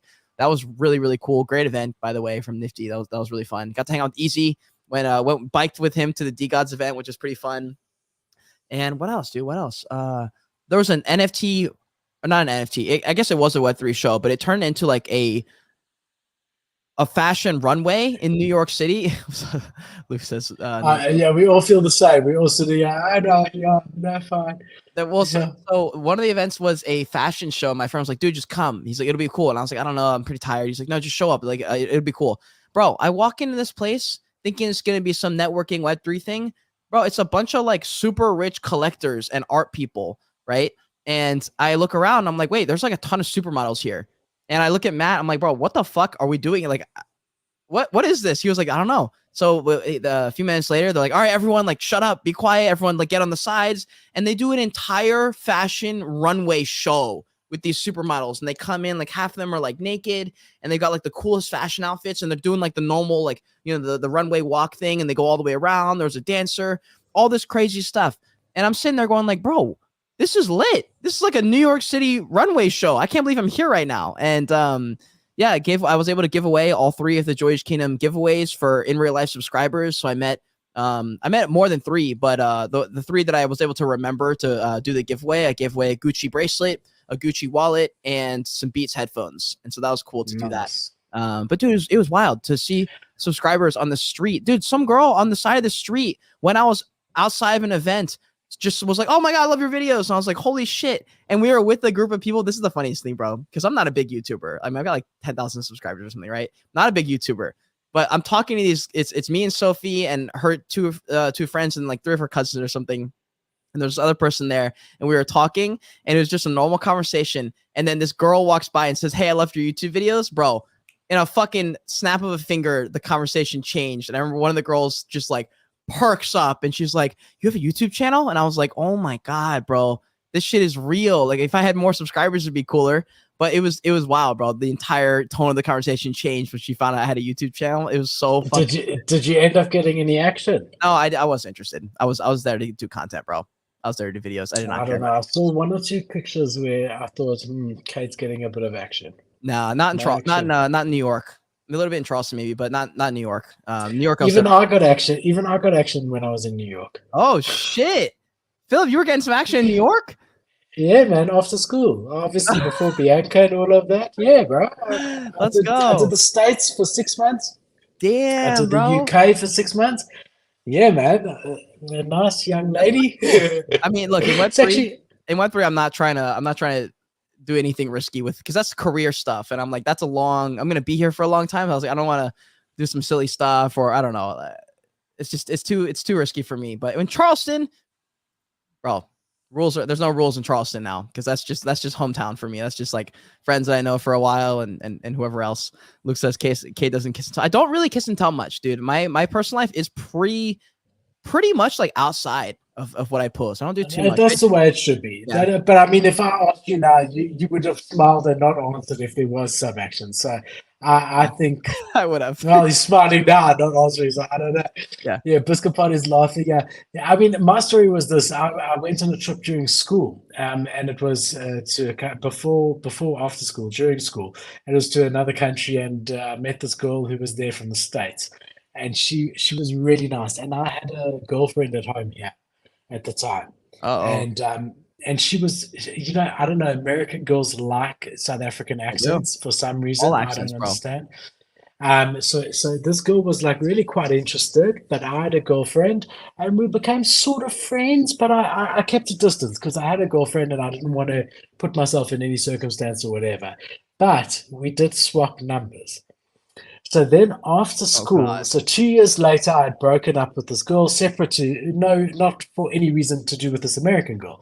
And now I was finished school, and I was now coming to the States. Philip is coming to the States. Now, Cade, you won't know this, but I used to have a black phone book.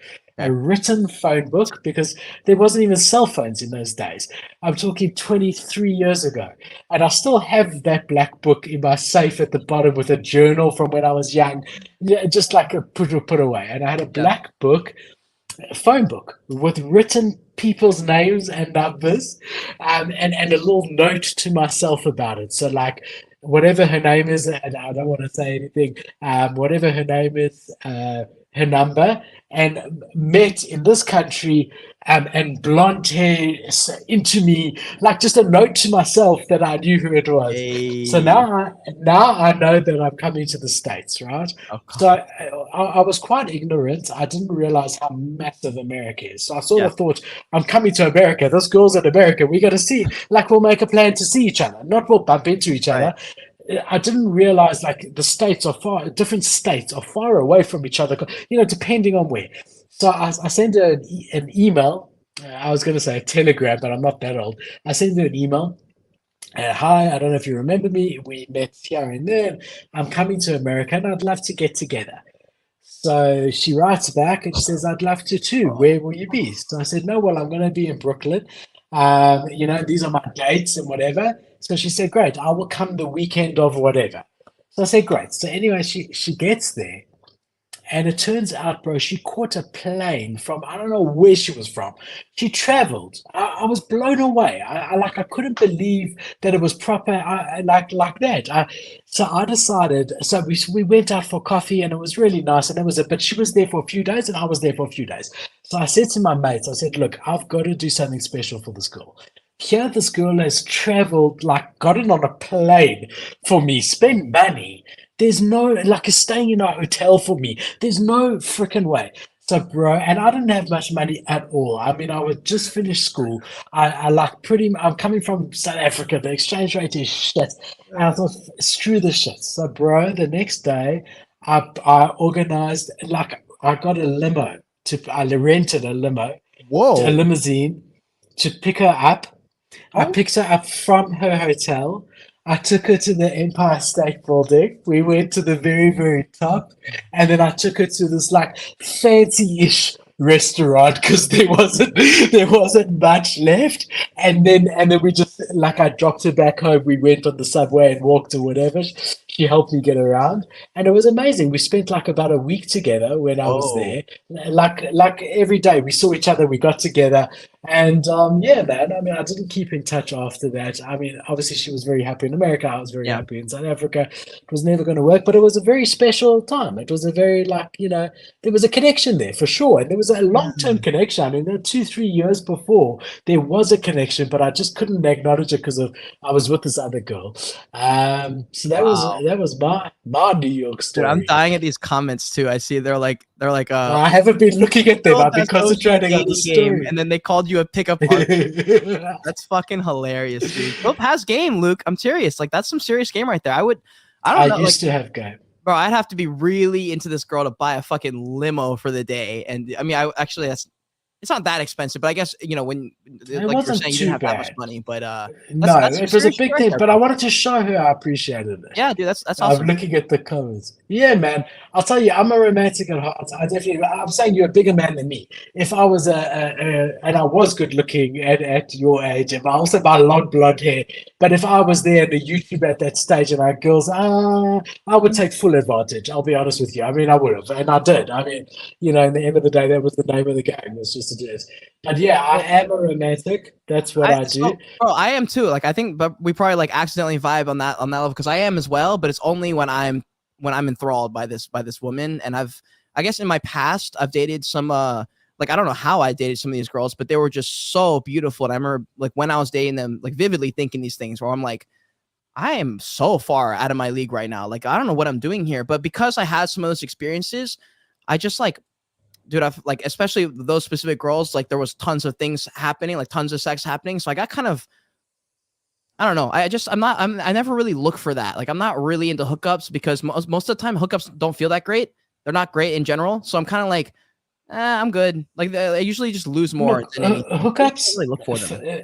Physical, like sex and whatever, and intimacy is something very powerful. And when it's misused, so when you don't really know each other and love each other and respect each other, it can feel not nice. But when it's, I'm not saying physically, I'm saying emotionally afterwards or whatever. But when when it is used properly, it's something amazing. It's something really, really special. But yeah, I mean, look, I'm all for you.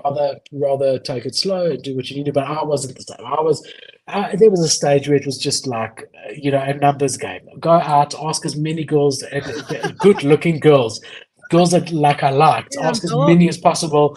And you ask 10, one of them is going to say yes. I mean, it's a numbers game, And I guess sales is the same. My business is the same these days. Sure. Reach out to 10, and one will say yes, and then you can prove yourself to that one. I mean, I'll tell you what.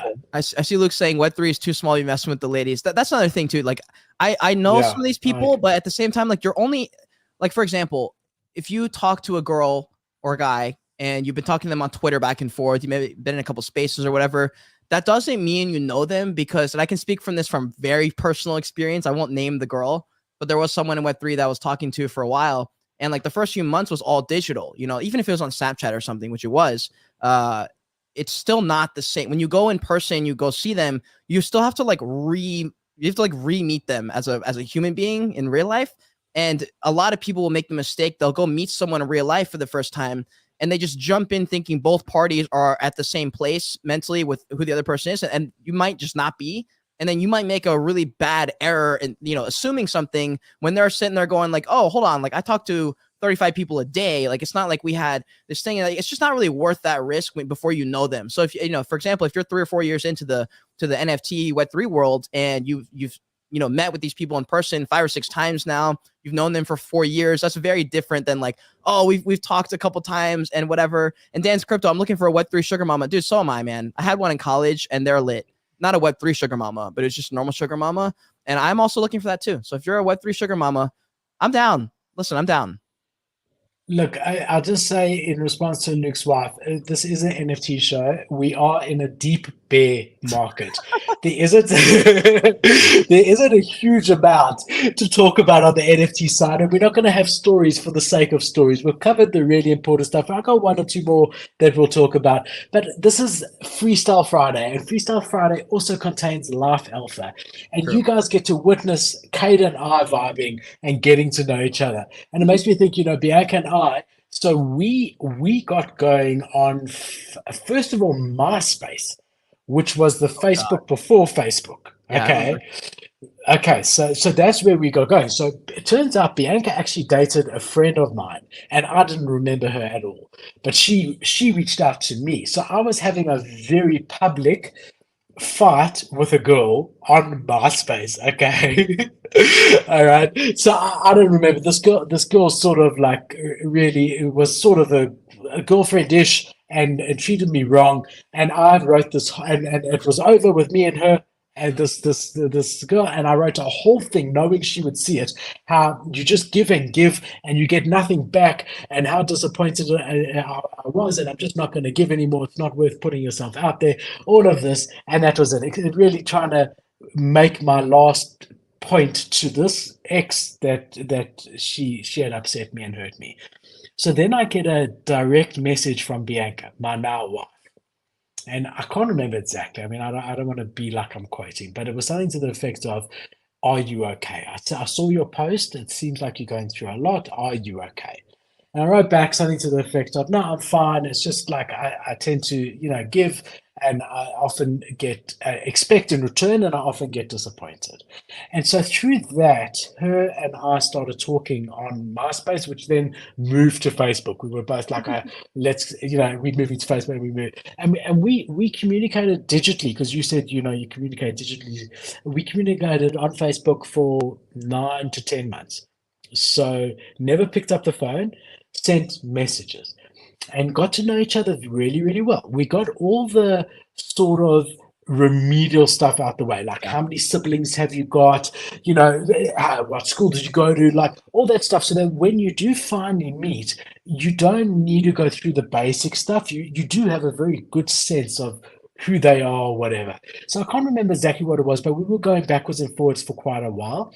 And then a few months later, she did a public post about something going on with some guy, because we were just friends. We were just talking. It was just, and I wrote to her and I said to her, I saw your post. Are you okay? And she, we got to speaking. I said, I don't know if you remember, but when you reached out to me and I copied and pasted what she had said, which was great advice. You gave me this advice, like, don't not give, just give to the right people or something. And I said the same thing back to her. And so like we sort of got there, and I said to her at the stage, I said, look, this is ridiculous. We gotta see each other. I mean, like, I feel like I've got a relationship with my computer. And she kept saying to me, it's not the right time. It's not the right time. It's not the right time. And I kept saying, whenever you're ready, no pressure, whenever you're ready. So then it came to it, and like I kept every couple of weeks, I would say, do you feel ready yet? I'd love to go for a coffee. It doesn't have to be anything hectic, just, to get together. No, it's for close. Oh. It turns out now, I mean, and I found out quite soon after, it didn't take 20 years. I mean, we've been married now 14 years. So I know this, but she was also on and off with a guy. So she was seeing a guy at the time, and she didn't want to, whatever, which she never expressly said to me.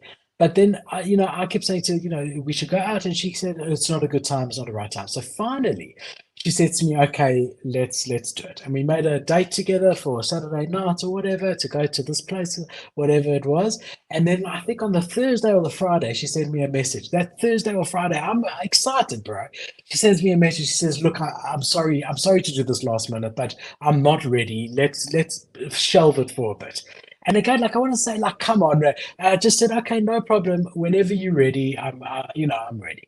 And I wasn't seeing anyone at that stage. I'd finished with that previous girl, and I was really busy building Percal. I was working almost 20 hours a day, 7 days a week, loading products on the site and doing whatever. So it sort of suited me. And I had a friend. I was, we were talking quite a lot. Like Bianca's printed all of them out, but there are long conversations there. And then I kept asking, and finally she accepted the date and didn't cancel. Now that night before, my server crashed. The website crashed for Percal. Now, at that stage, I was hosting Percal from my own personal computer. So my computer crashed. I had no computer. There was no website, no emails. And anyone who's got their own business knows that, like, it's like your baby's sick. Nothing else matters. So I spent the entire night. The next night, I'm supposed to be on a date with Bianca. That night before, the entire night, through the night, trying to fix everything and fixing it. I then get it fixed by 8 in the morning, and now I've got a normal work day. Nice. So I work the whole day, and I'm dead. So now it gets to 4:35 p.m., and I say, look, I've got this date at 8 o'clock. Let me have a 2-hour nap because I'm finished. So I go to bed. Right now, remember, I've been waiting for this date for almost 10 months now. So I put my alarm on for 7:30 p.m. I go to bed at 5 p.m. and I wake up at 11 p.m. I look at my phone and I've got 12 missed calls. SMSs, messages saying, where are you? Are you okay? Is this the right place? Where the fuck are you? What the hell is wrong with you? I thought you wanted to, like, it went like a whole progression and voice notes and everything. So I look at my alarm. I'd set it for 7:30 a.m. because it's usually a.m. It's usually a.m. I didn't change the a.m. to p.m.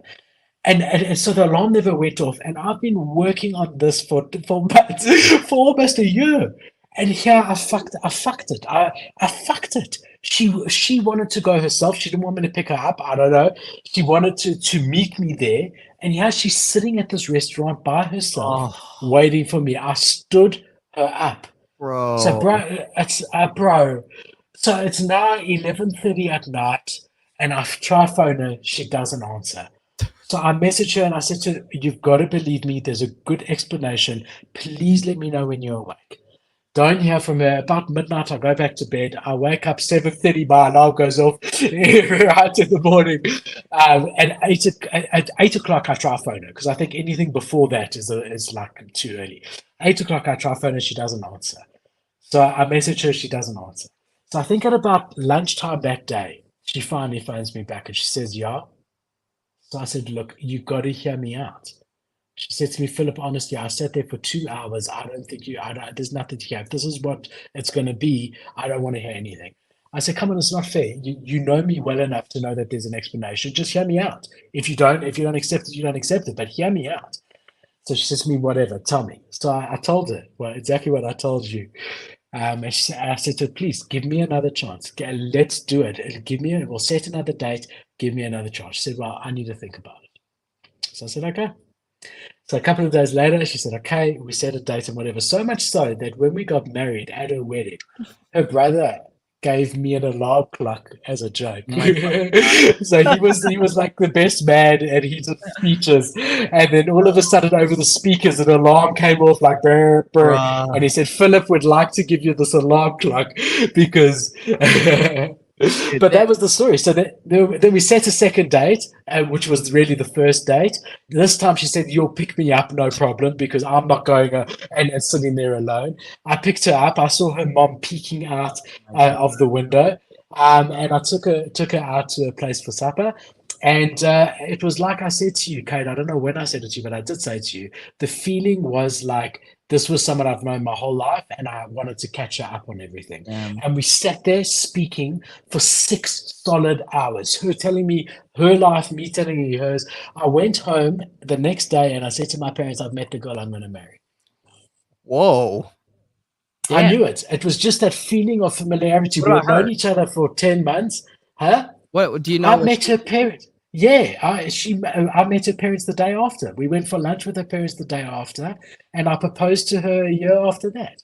Guys, this is how you get out of the friend zone. You're getting dragged, you're getting dragged, you're getting dragged, and then you finally get this chance, and then you stand them up, and they go, "Oh, damn, he's got a business." And then she says, "All right, fine." And now she's like, "You're gonna pick me up now." Now it's more romantic. That's literally how it works, bro. It sucks, but that's how it works a lot of times. That's actually probably good that you stood her up by accident.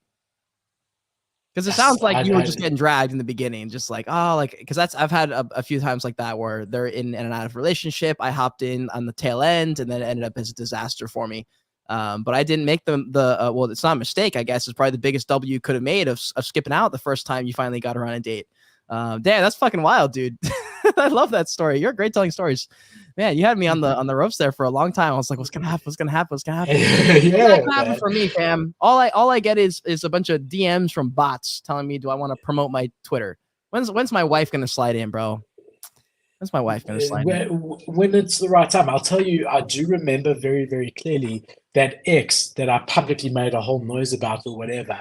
I really, really felt like my world had caved in. I thought she was for me, and all the rest. Obviously, in hindsight, I can see she wouldn't have been right, and I really do believe that. But when that ended, I really thought I would never find someone, and I really felt like I was at the stage with that previous one where I was ready to move forward, like really and truly. Like my business was early, but it was supporting me. I was living on my own. I had my own place. I was at a stage where everything was good, but I was lonely. I was by myself, like literally by myself, and I just really. And it's usually those stages in life when you feel like you actually can't do it anymore, when it's about to turn. Yeah. And if you can persevere just that little bit, it turns. It's usually that. It's whether that be business wise or when you're down to your last $100, that's when something actually happens. When you have twins out of the blue, and that's when business picks up. It's just when things seem like, how am I going to do this? It's not possible. That either that knowing like you have to make it happen, that makes it happen, or God, or whatever you want to call it, that actually ends up happening. Yeah. So if you're feeling like that in any circumstance, whether it be you feeling lonely and when is the girl going to come, it means it's close, or when is the business going to turn, or when is any viewers, when you're at that stage where it just feels hopeless, persevere, because that's when things start to turn. Yeah, from my experience. I agree. Just staying strong, keep going. Damn, dude, that was lit. Guys, if you enjoyed this, if you enjoyed that story time too with Philip, smash the likes, smash the retweets. Story time with Philip. It's like lit. That was super fun. Reading to my kids. Next time, I'll tell you the story of when I proposed to her, because that was very romantic. Definitely, we'll keep that. We'll keep that for next time. Yeah. I see here. I mean, I've got one more story. There's a couple more, but there's only one more that I think I will talk about, and then we'll finish. Just want to see what you think of this, Cade. This layout over here. Okay. Not bad. I like it. Yeah, nice for when there's not much to look at. Yeah, just depends. So we've got Elon Musk coming out. I know you're a big fan. So am I. I mean, the guy's achieved a lot. He's created a new AI company called X.ai. That's been incorporated in Nevada. And yeah, man, I mean, we all know that he was one of the founders of ChatGPT. And he's coming out now, and he's wanting to start his own AI firm. I also saw that he's threatening to sue, I think it was Google, if I'm not mistaken, that they've been using some of his Twitter data in order to train their AI. I definitely saw that story, whether it was Google or Microsoft, I'm not sure, but I'm about 90% sure it was Google. But yeah, he's obviously big on this. He's got knowledge in AI, and he's definitely going to be a force to be reckoned with in the space. So he's taken that first step, and he's created X.ai. and it's going to be very interesting what comes out of this.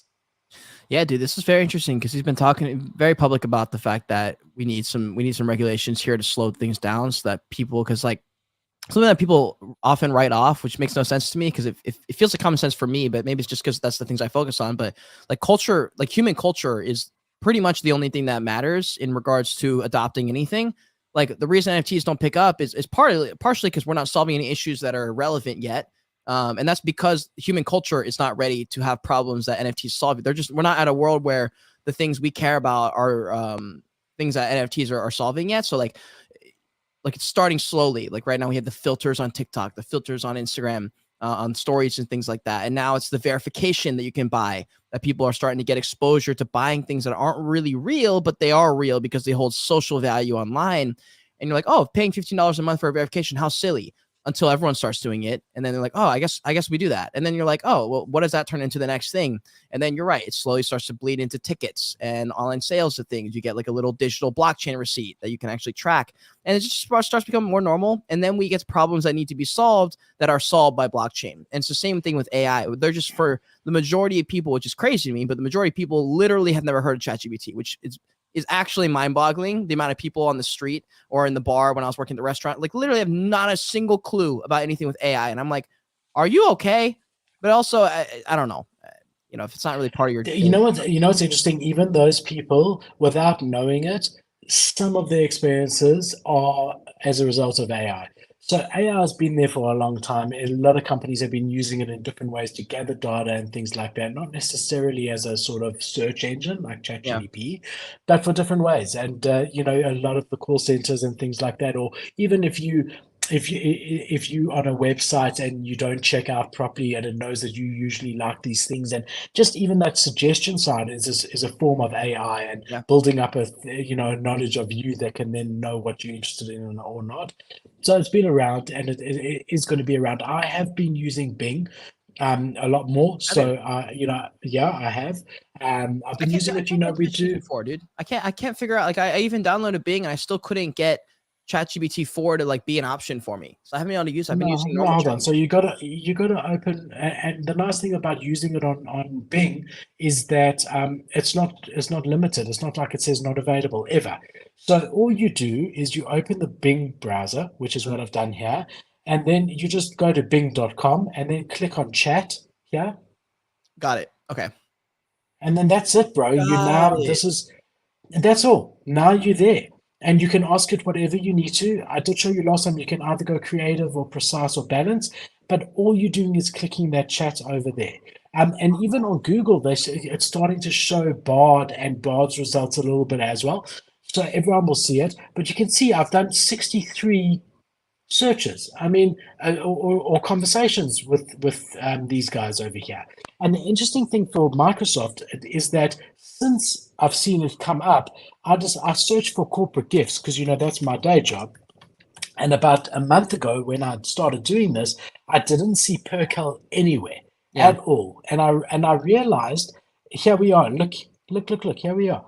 And now on, but we never number one on here, but we never used to be.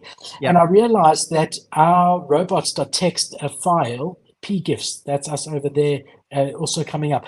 So we were limiting only to Google because you don't want some Russian search engine using all your bandwidth to call you. And now since then, I've also created an advertising account with them.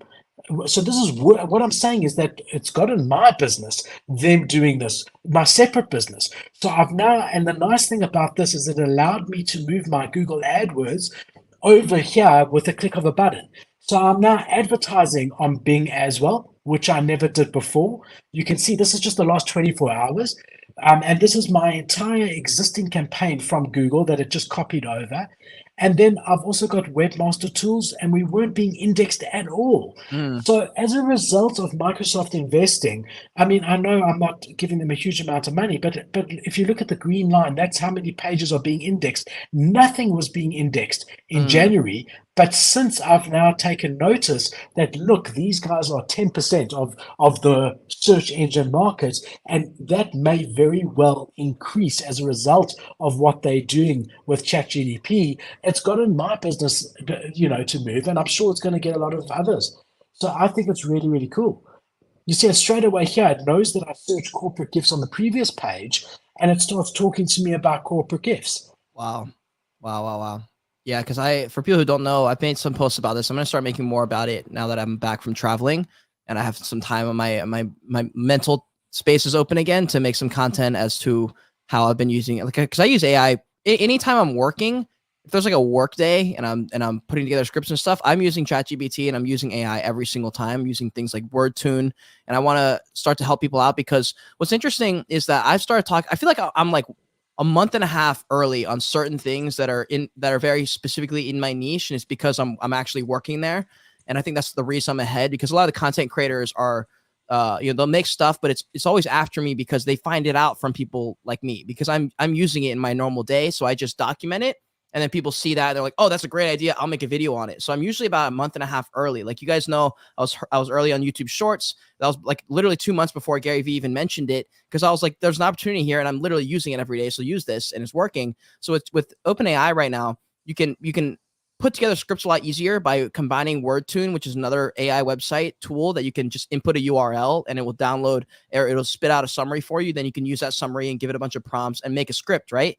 And so what I've found is that something I started talking about 2 years ago that no one's been talking about is essentially, in a small way to describe it, is just UGC content, which is user generated content. But I was like, listen, y'all can go full time in content without 1 million subscribers. You can go full time on YouTube or TikTok without 1 million views on every video. You don't need viral content. You just need to make content that the right people are going to see until they start paying you to make that content again. And right now, companies are hiring micro influencers, and I'm talking about 100 followers to 10,000 kind of deal. Like, it doesn't matter how many followers you have, because what they're looking for is good quality content and content that's legit and reviews and stuff. And I've been doing reviews full time for 2 years. And I'm like, guys, this is the way, because right now I've almost supplemented my brutally honest reviews on YouTube with brutally honest reviews on TikTok.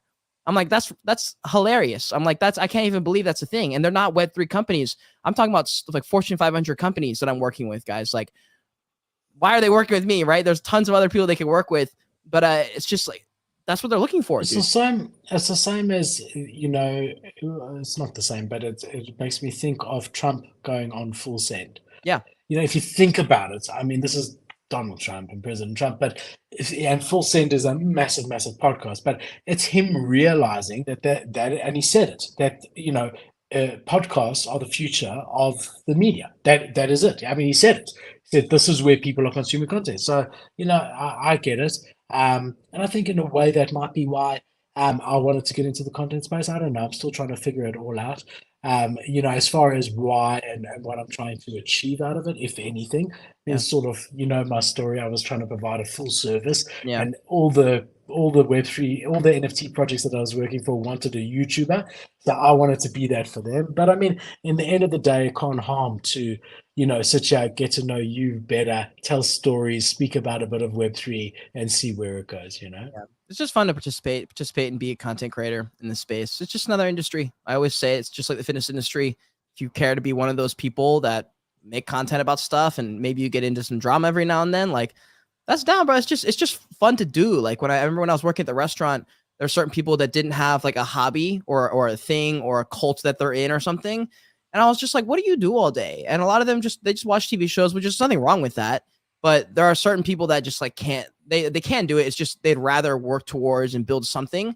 And a lot of people, that's the gym, like whatever that is for you. I just like content. And I like the fact that it can create career opportunities for me. And it can, if I want to start working with VR headsets and stuff, if I can just make a few months worth of VR content, that's how you start talking to those VR companies. Like, you are not even, that rule of like you're 8 people away from anyone in the world kind of thing. Guys, it's even better than that. You're 8 videos away that you can make without having to know anyone from getting pretty much anything you want. I mean, my origin story is I made one YouTube video on Ugaverse, and I was employed for the next 6 months straight on Ugaverse's team. And I used that like a freedom I got from that job to make my own brutally honest reviews. I'm like, I was 1 video away from a career. And like, that's literally everybody right now. It doesn't have to be Web3. It can be a whole variety of industries. But people just don't realize the power of content because they can't get past the idea that they need 1 million views on the video. I'm like, you do not need 1 million views. You don't even need 1,000 views a lot of times to be able to go full time. You can make content for these companies without your own following. It's better to grow your following, but you don't have to. Like right now, I'm hoping to just blow as many limiting beliefs off people's heads as possible, just because I'm living, breathing proof. I'm like, I have 10,000 followers. Like, I don't even have 50,000 across all platforms combined.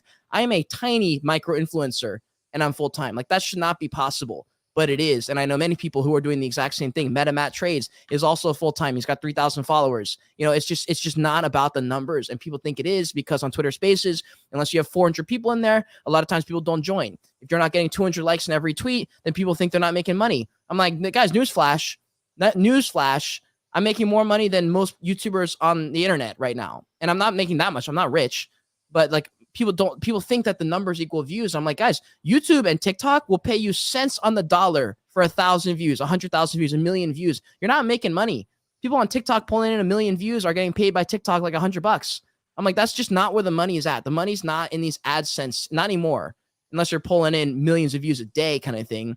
But for the majority, 99.9999% of people, they're not pulling those kind of views in and they think it's hopeless. And I'm just here to tell you, it's literally not. You can make money online. It is so many ways to make money online. It's disgusting. If you're a Uber driver, you can put up a webcam on your dash, a dash webcam, and just film whatever goes on during your 8-hour shift, stitch together some content, and then maybe you make a video and say, oh, here's the webcam I used. Then maybe the webcam company reaches out and say, hey, we love that. We want to sponsor you. Boom. Now you have an income source. Or another company says, hey, we want you to use our webcam because we want some content. Like we like this. We don't have content because we don't know what to do, but it looks like you do. Boom, you got a job. You just created a job out of nothing. And those possibilities are happening everywhere. For sure. I think also it's important, a couple of things is that the first thing, personally, I think it's really nice to learn new skills. You know, so if anyone wants to go to my very first YouTube video, you'll see that, I mean, I don't know what I was doing. I think everyone's the same. Go to my first 20. I'm not saying I know what I'm doing now, but I'm just saying everything's a lot better than it was. I can tell you that. But to learn a skill is just cool. I just think it's cool. I think it's good. And I do think it can, you know, if you are at a stage where you're looking for income, having another skill can help you from that side. So I think that that's another side benefit of doing it, even if it doesn't support you from the very beginning. You're learning a skill that not many people can do. I mean, it does. I've always been an orator to some degree. You know, I'm a born salesman. I can talk, and you the same. You know, you can speak. I mean, I've seen your conversation videos with yourself. You can go on for an hour just talking to yourself. Not many people can do that, even though that comes naturally for you.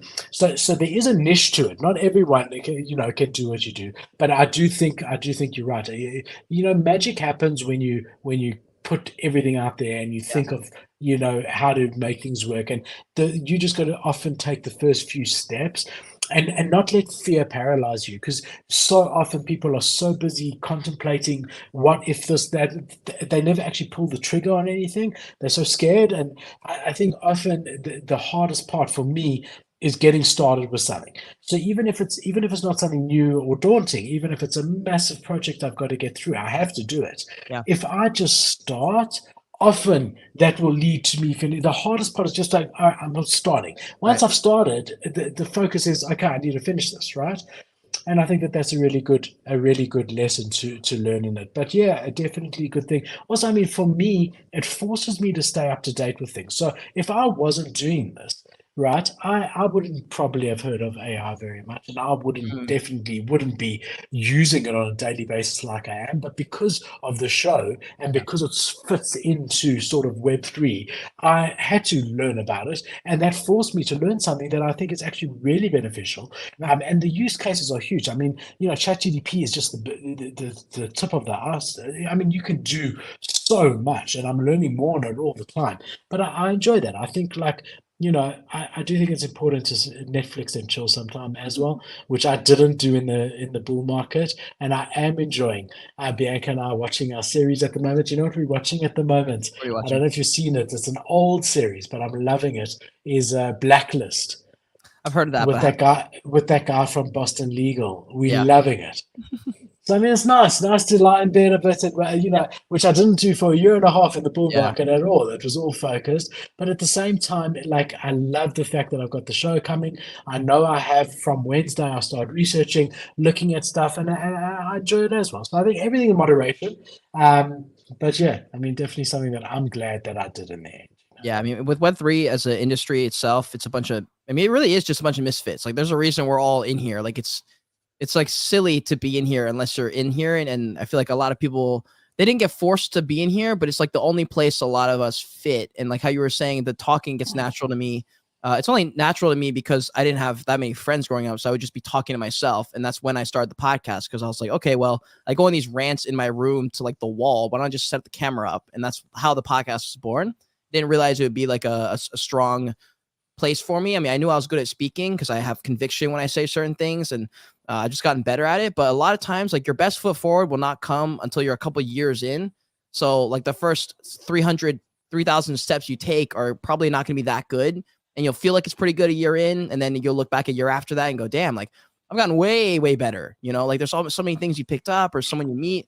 And so a lot of those things come in later. But with Web3, like, bro, it's a bunch of people who don't quite fit anywhere else. That's why we're all here, Or people who do fit other places, but found something here. Yeah, especially. I mean, yeah. Just last thing I see, Luke. I enjoy the learning, but consistency is the hard part. Look, for me, just outside of this, outside of YouTube and everything, one of my secrets to my very limited success, you see, people like Gary V and whatever with literally hundreds of millions of dollars, and you sort of, it puts you in your place very quickly. Then you see someone like Elon Musk, and it's like a joke. So I very comfortably say limited success is consistency. It's showing up every single day. I think it's really easy to go like 1 or 2 days and 100 miles an hour.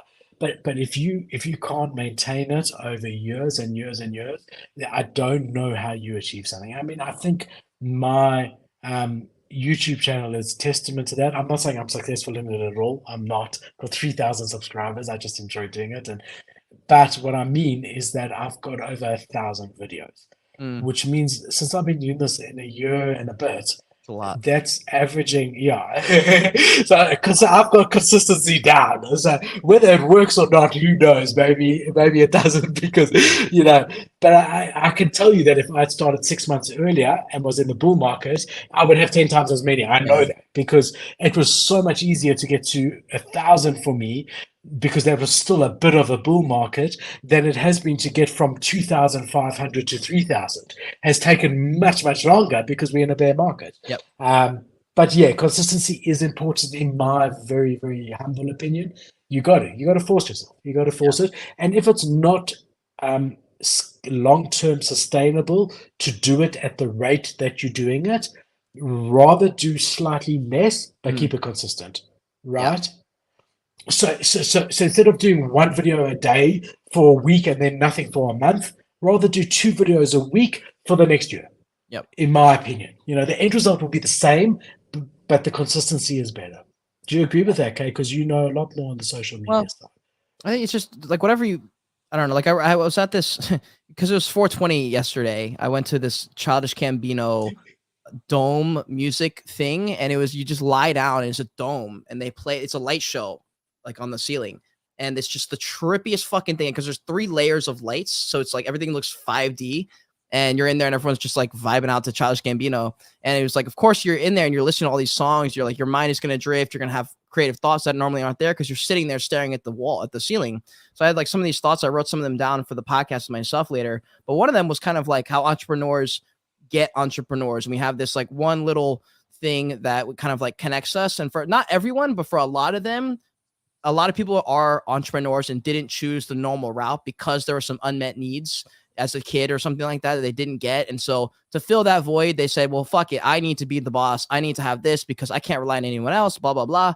And like it was kind of, the thought there was kind of like, if more people thought about other people that way and said, okay, what did you maybe not get that forced you to become who you are? Like, why are you in this position in your life right now? First, why am I here? instead of judging them and like, oh, well, like a lot of people who are entrepreneurs will be like, I can't believe you work a 9 to 5, you're in the rat race. It's like, well, hold on. Maybe they had a need that you didn't have. And that's because of that, they didn't feel the need to go and start a whole business by themselves because they were like, no, I'm chilling. I get my own self-worth from this thing and you get it from this thing. So of course you're an entrepreneur. Of course you have a business because you don't have this one thing. And to get that thing for yourself, you need to go start this business.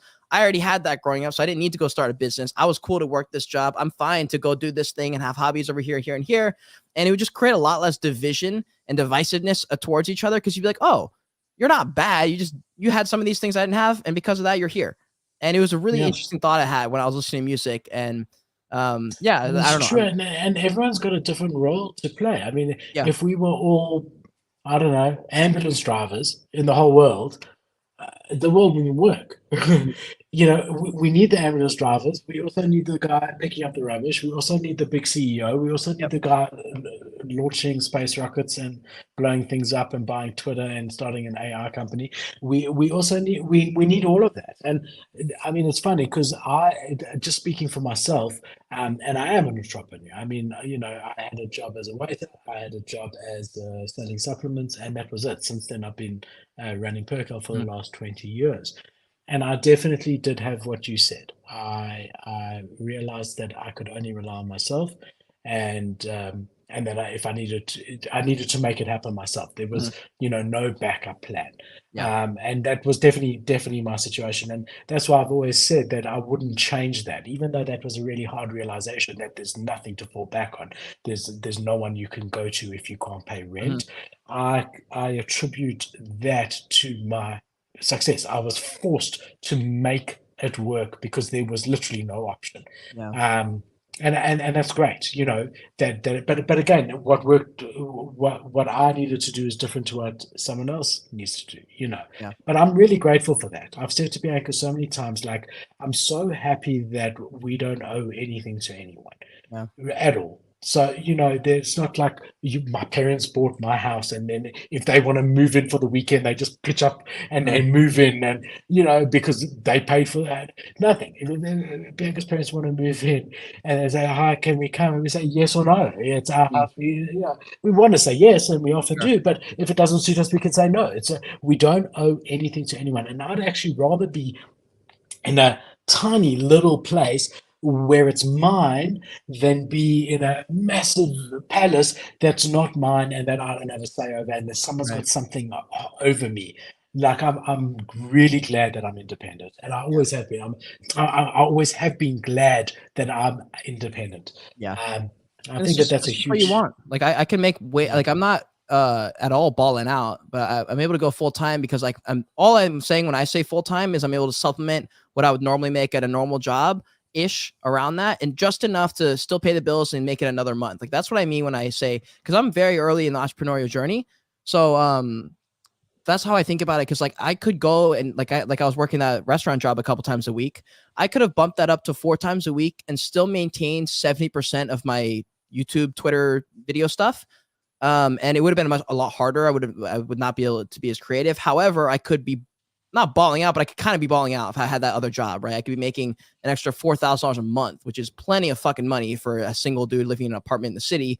I could do whatever I want if I had that much money. However, I'm willing to take the sacrifice of making a lot less money because I value the creative freedom that I get and the time freedom. Like when I was in New York, there was a few times in the day where I was trying to hang out with people, but they were working or something. And I was like, I'm the only one who doesn't have to. I'm like, I have time freedom. And that was a thought that I never had before. And I was with one of my friends there walking and they were like, you don't really realize because you're not balling out yet. He goes, but you have time freedom. He goes, that's something that not many people have. He goes, you're able to just go to this coffee shop and I have to go do a 4-hour thing.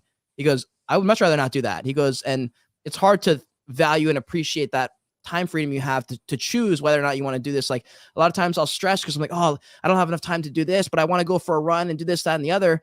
And then I'm like, wait, if I was working a job, I would not have any choice. I would just have to be stuck at this job. And all I think about is the fact that I want to go for a run. And I just haven't been able to like have that perspective yet. And like New York kind of changed my attitude towards that. Cause I was like, wait, I get to have a choice to go run or to do this or to do that because I chose to not work this other job because I chose to have a little bit more time freedom and make less money. And so you lucky because I'm an entrepreneur but I haven't had time freedom for a long time. Mm, So because your entrepreneur is creative, it's YouTube videos and you yeah. can do them when you want. You've got that, and that is a huge thing. I don't have that.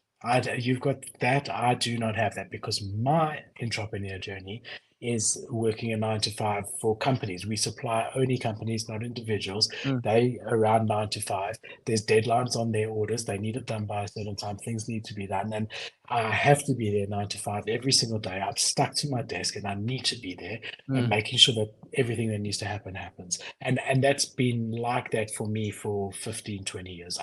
I do not have that freedom. And I think that guy who said that to you is very, very wise because that is something that not many people have. I have other freedoms, obviously. Everyone's different, yeah. but I'm saying that is something that I don't have. And it's something that I really, really do want.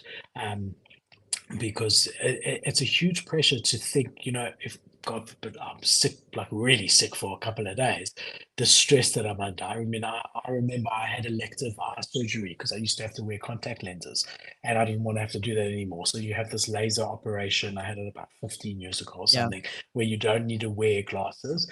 And the recovery took a lot longer than I thought, that I literally couldn't work on my computer because I couldn't freaking see properly Yeah. for Yeah. like 2 solid weeks.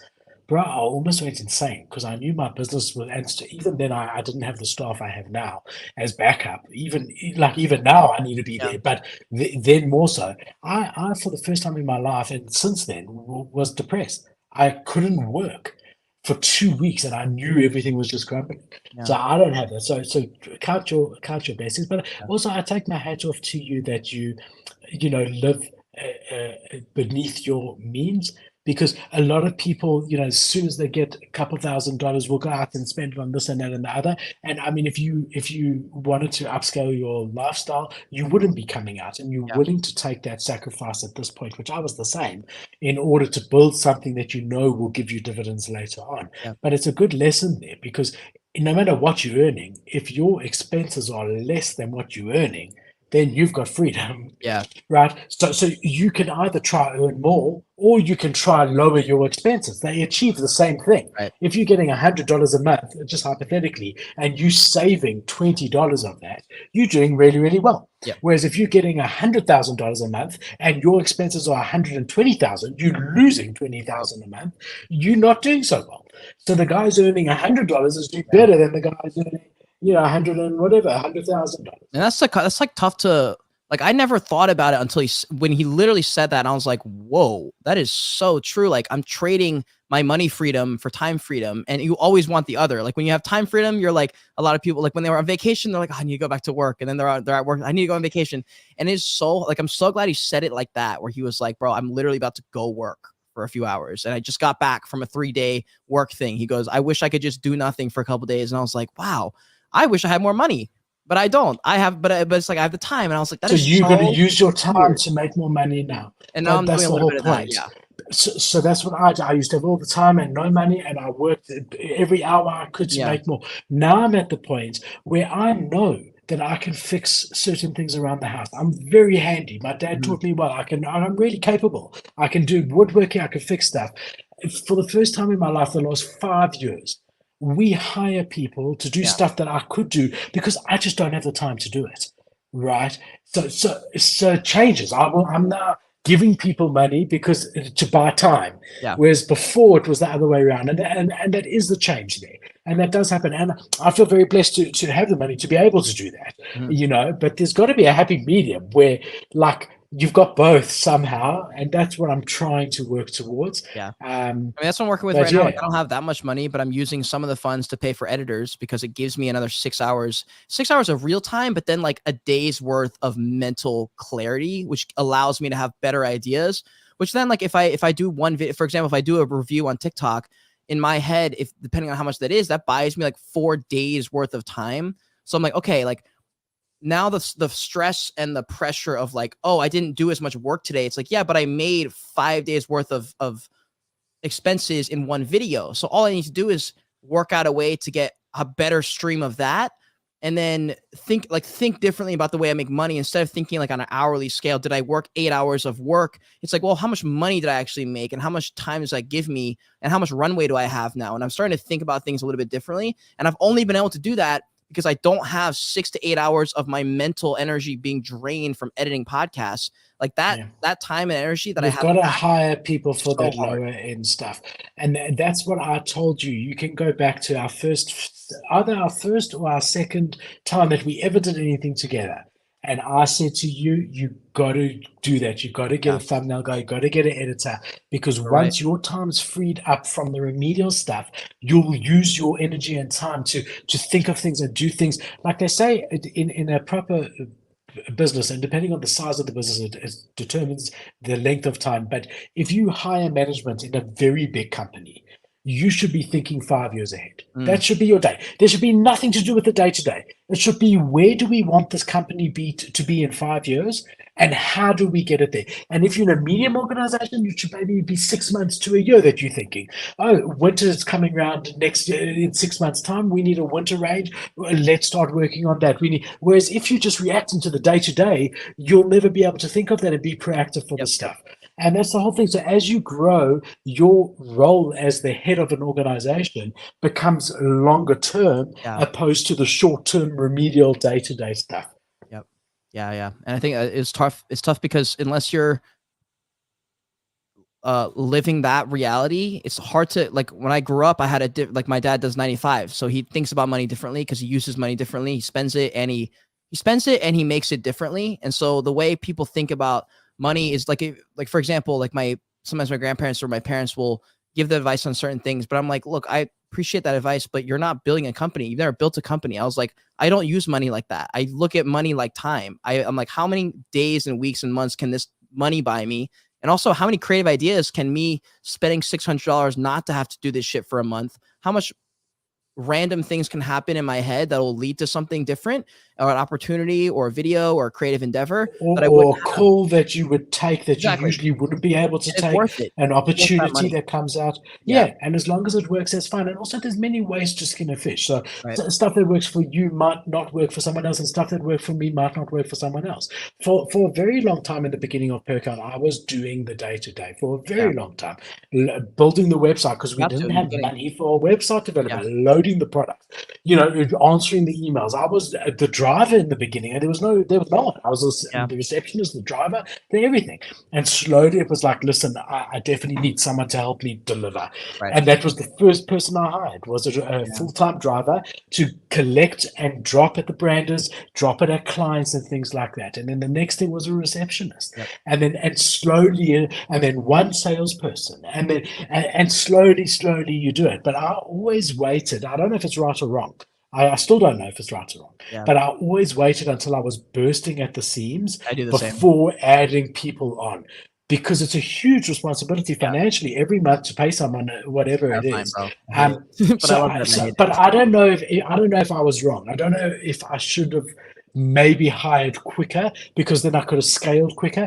I don't know. I mean, it doesn't matter. I mean, but I was always, even now, I really wait until we're bursting at the seams until I add on to that. Because also, I mean, staff, bro, you'll get to know. You don't know yet. Staff is my biggest challenge. Finding the right staff, retaining the right staff. Are they coming to work? Making sure they don't start their own company in competition to me. Are they do what they should? This one daughter's sick and needs to do this one that. I mean, every day you just wake up, you're looking at your phone thinking, oh my God, who's going to let me down today? So it's not so, it's definitely need them and you want them, but it's a huge pressure. It's probably my biggest pressure is the staff side of things. Yeah, for me, it's the same. Like there's some people like Genesis Truffle does a lot of my video stuff. Legionnaire does a lot of my thumbnails and stuff. And I love working with them. I'm like, please stay with me forever. Like I would love to work with you forever. It's just, especially things like there's one job that I need to hire for. I just can't, because it requires a very, very high level of risk, which is like give up all my passwords so that they can post for me. Because I'm like, dude, I can't keep even if it's like 3 or 4 videos a day, the remedial effects of having to spend an hour doing that, reposting a TikTok to Twitter to Instagram to YouTube Shorts and like 6 different platforms for 3 or 4 different videos takes like an hour. And in that hour, I'm also like trying to like check a Twitter notification. And it's like, it's such a draining task that I'm like, I need for someone to do this. But the only way to do it, because for some reason, there's not a service that hasn't fixed it that's less than $1,000 a month, which isn't even worth that much, of like just getting someone to be able to post and not have access to all my messages and access to close. But I know on YouTube, you definitely can for sure.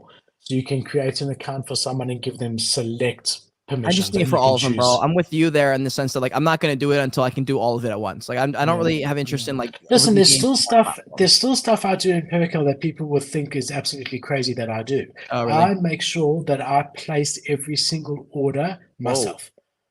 Every single order with suppliers. We're ordering 10,000 of this. Because first of all, I know the factory is the best, and often it might be obvious to go to factory A, but I know factory B can do it at half the price and their quality is perfect. Right. So the actual issuing of purchase orders and purchasing of stuff, I still do myself. No one has ever done it except for me. I do that in Perkel to this day. And people might think I'm absolutely crazy because it takes a huge amount of time. But in the end of the day, I think just the saving alone in the knowledge of where to buy and where I can get the same thing. Yes, the product code refers to supplier B, but I'm 100% sure that the same product, exactly the same product, is available from supplier C at a third of the price or whatever. And I've dealt with it before and I know it's going to be okay.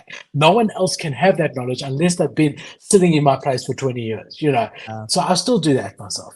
And it's a big pressure and it's a big thing, you know, but I think, as you said, that for me, that is, and also even though we've got accountants and bookkeepers and whatever, the actual logging into the bank account and checking the payments and the statements, I still double check all of that myself, all of that. And often I've picked up things that someone it's not their money. They don't intend for it to. They would want to pick it up, but it's not their money. They're not as careful. And hold on, guys, why are we doing this? Didn't we already do the stuff that only you can do? Because in the end of the day, no one's going to care as much as you, no matter who they are. Right. Yeah. And unless you give them an interest in your business, which is probably the stage that I'm at now. I've got to bring on someone. Yeah, I've got to bring on someone who's very, very capable, but incentivize them properly. So then, look, half the business from now on can be yours, half the profit of the business, but these are your tasks, so that they're motivated to build it the same way I am, and to double check things the same way I am, and that will give me the time freedom I need to be able to. And it's big enough where half of the pie will still sustain us beautifully, you know. So, and that is where I'm getting to. At the stage where I want to bring someone high level in who's very capable, train them for a year or two, and be able to slowly step away a bit and be able to like get that time freedom that we were talking about. That's the medium term goal for me at this point of my life. That is so cool. Yeah. Damn, dude. This is a lit conversation. I feel like we could go on for another 6 hours, but we're at like 2.5 hours in. We should chop in. Well, the good news is next Friday we can do the same thing. Oh, yeah, baby. And the Friday after. So, guys, everybody, thank you for joining us. I hope all of you enjoyed it as much as I enjoyed talking to my friend Cade, who I've missed so much. 1 week felt like a month, man. I said to Bianca, we were lying in bed last Friday night. Obviously, I didn't do the show because, like, I thought without you, there wasn't much going on. I prefer not to. I said just in the middle, we watching Blacklist. I said hi, Boo. Welcome to the Web3 show. I'm your host, Philip. At the time when it was supposed to start, it felt weird not doing it, but once in a while, it's okay. Thank you, everybody. Thank you, Cade. Nice to have you back, my friend. Guys, we'll see you here, same time, same place next week. If you haven't already, please follow my friend Cade. Follow me, like and subscribe, and be kind to each other. See you guys. Keep well. Bye, guys. Ciao. Hit the retweet.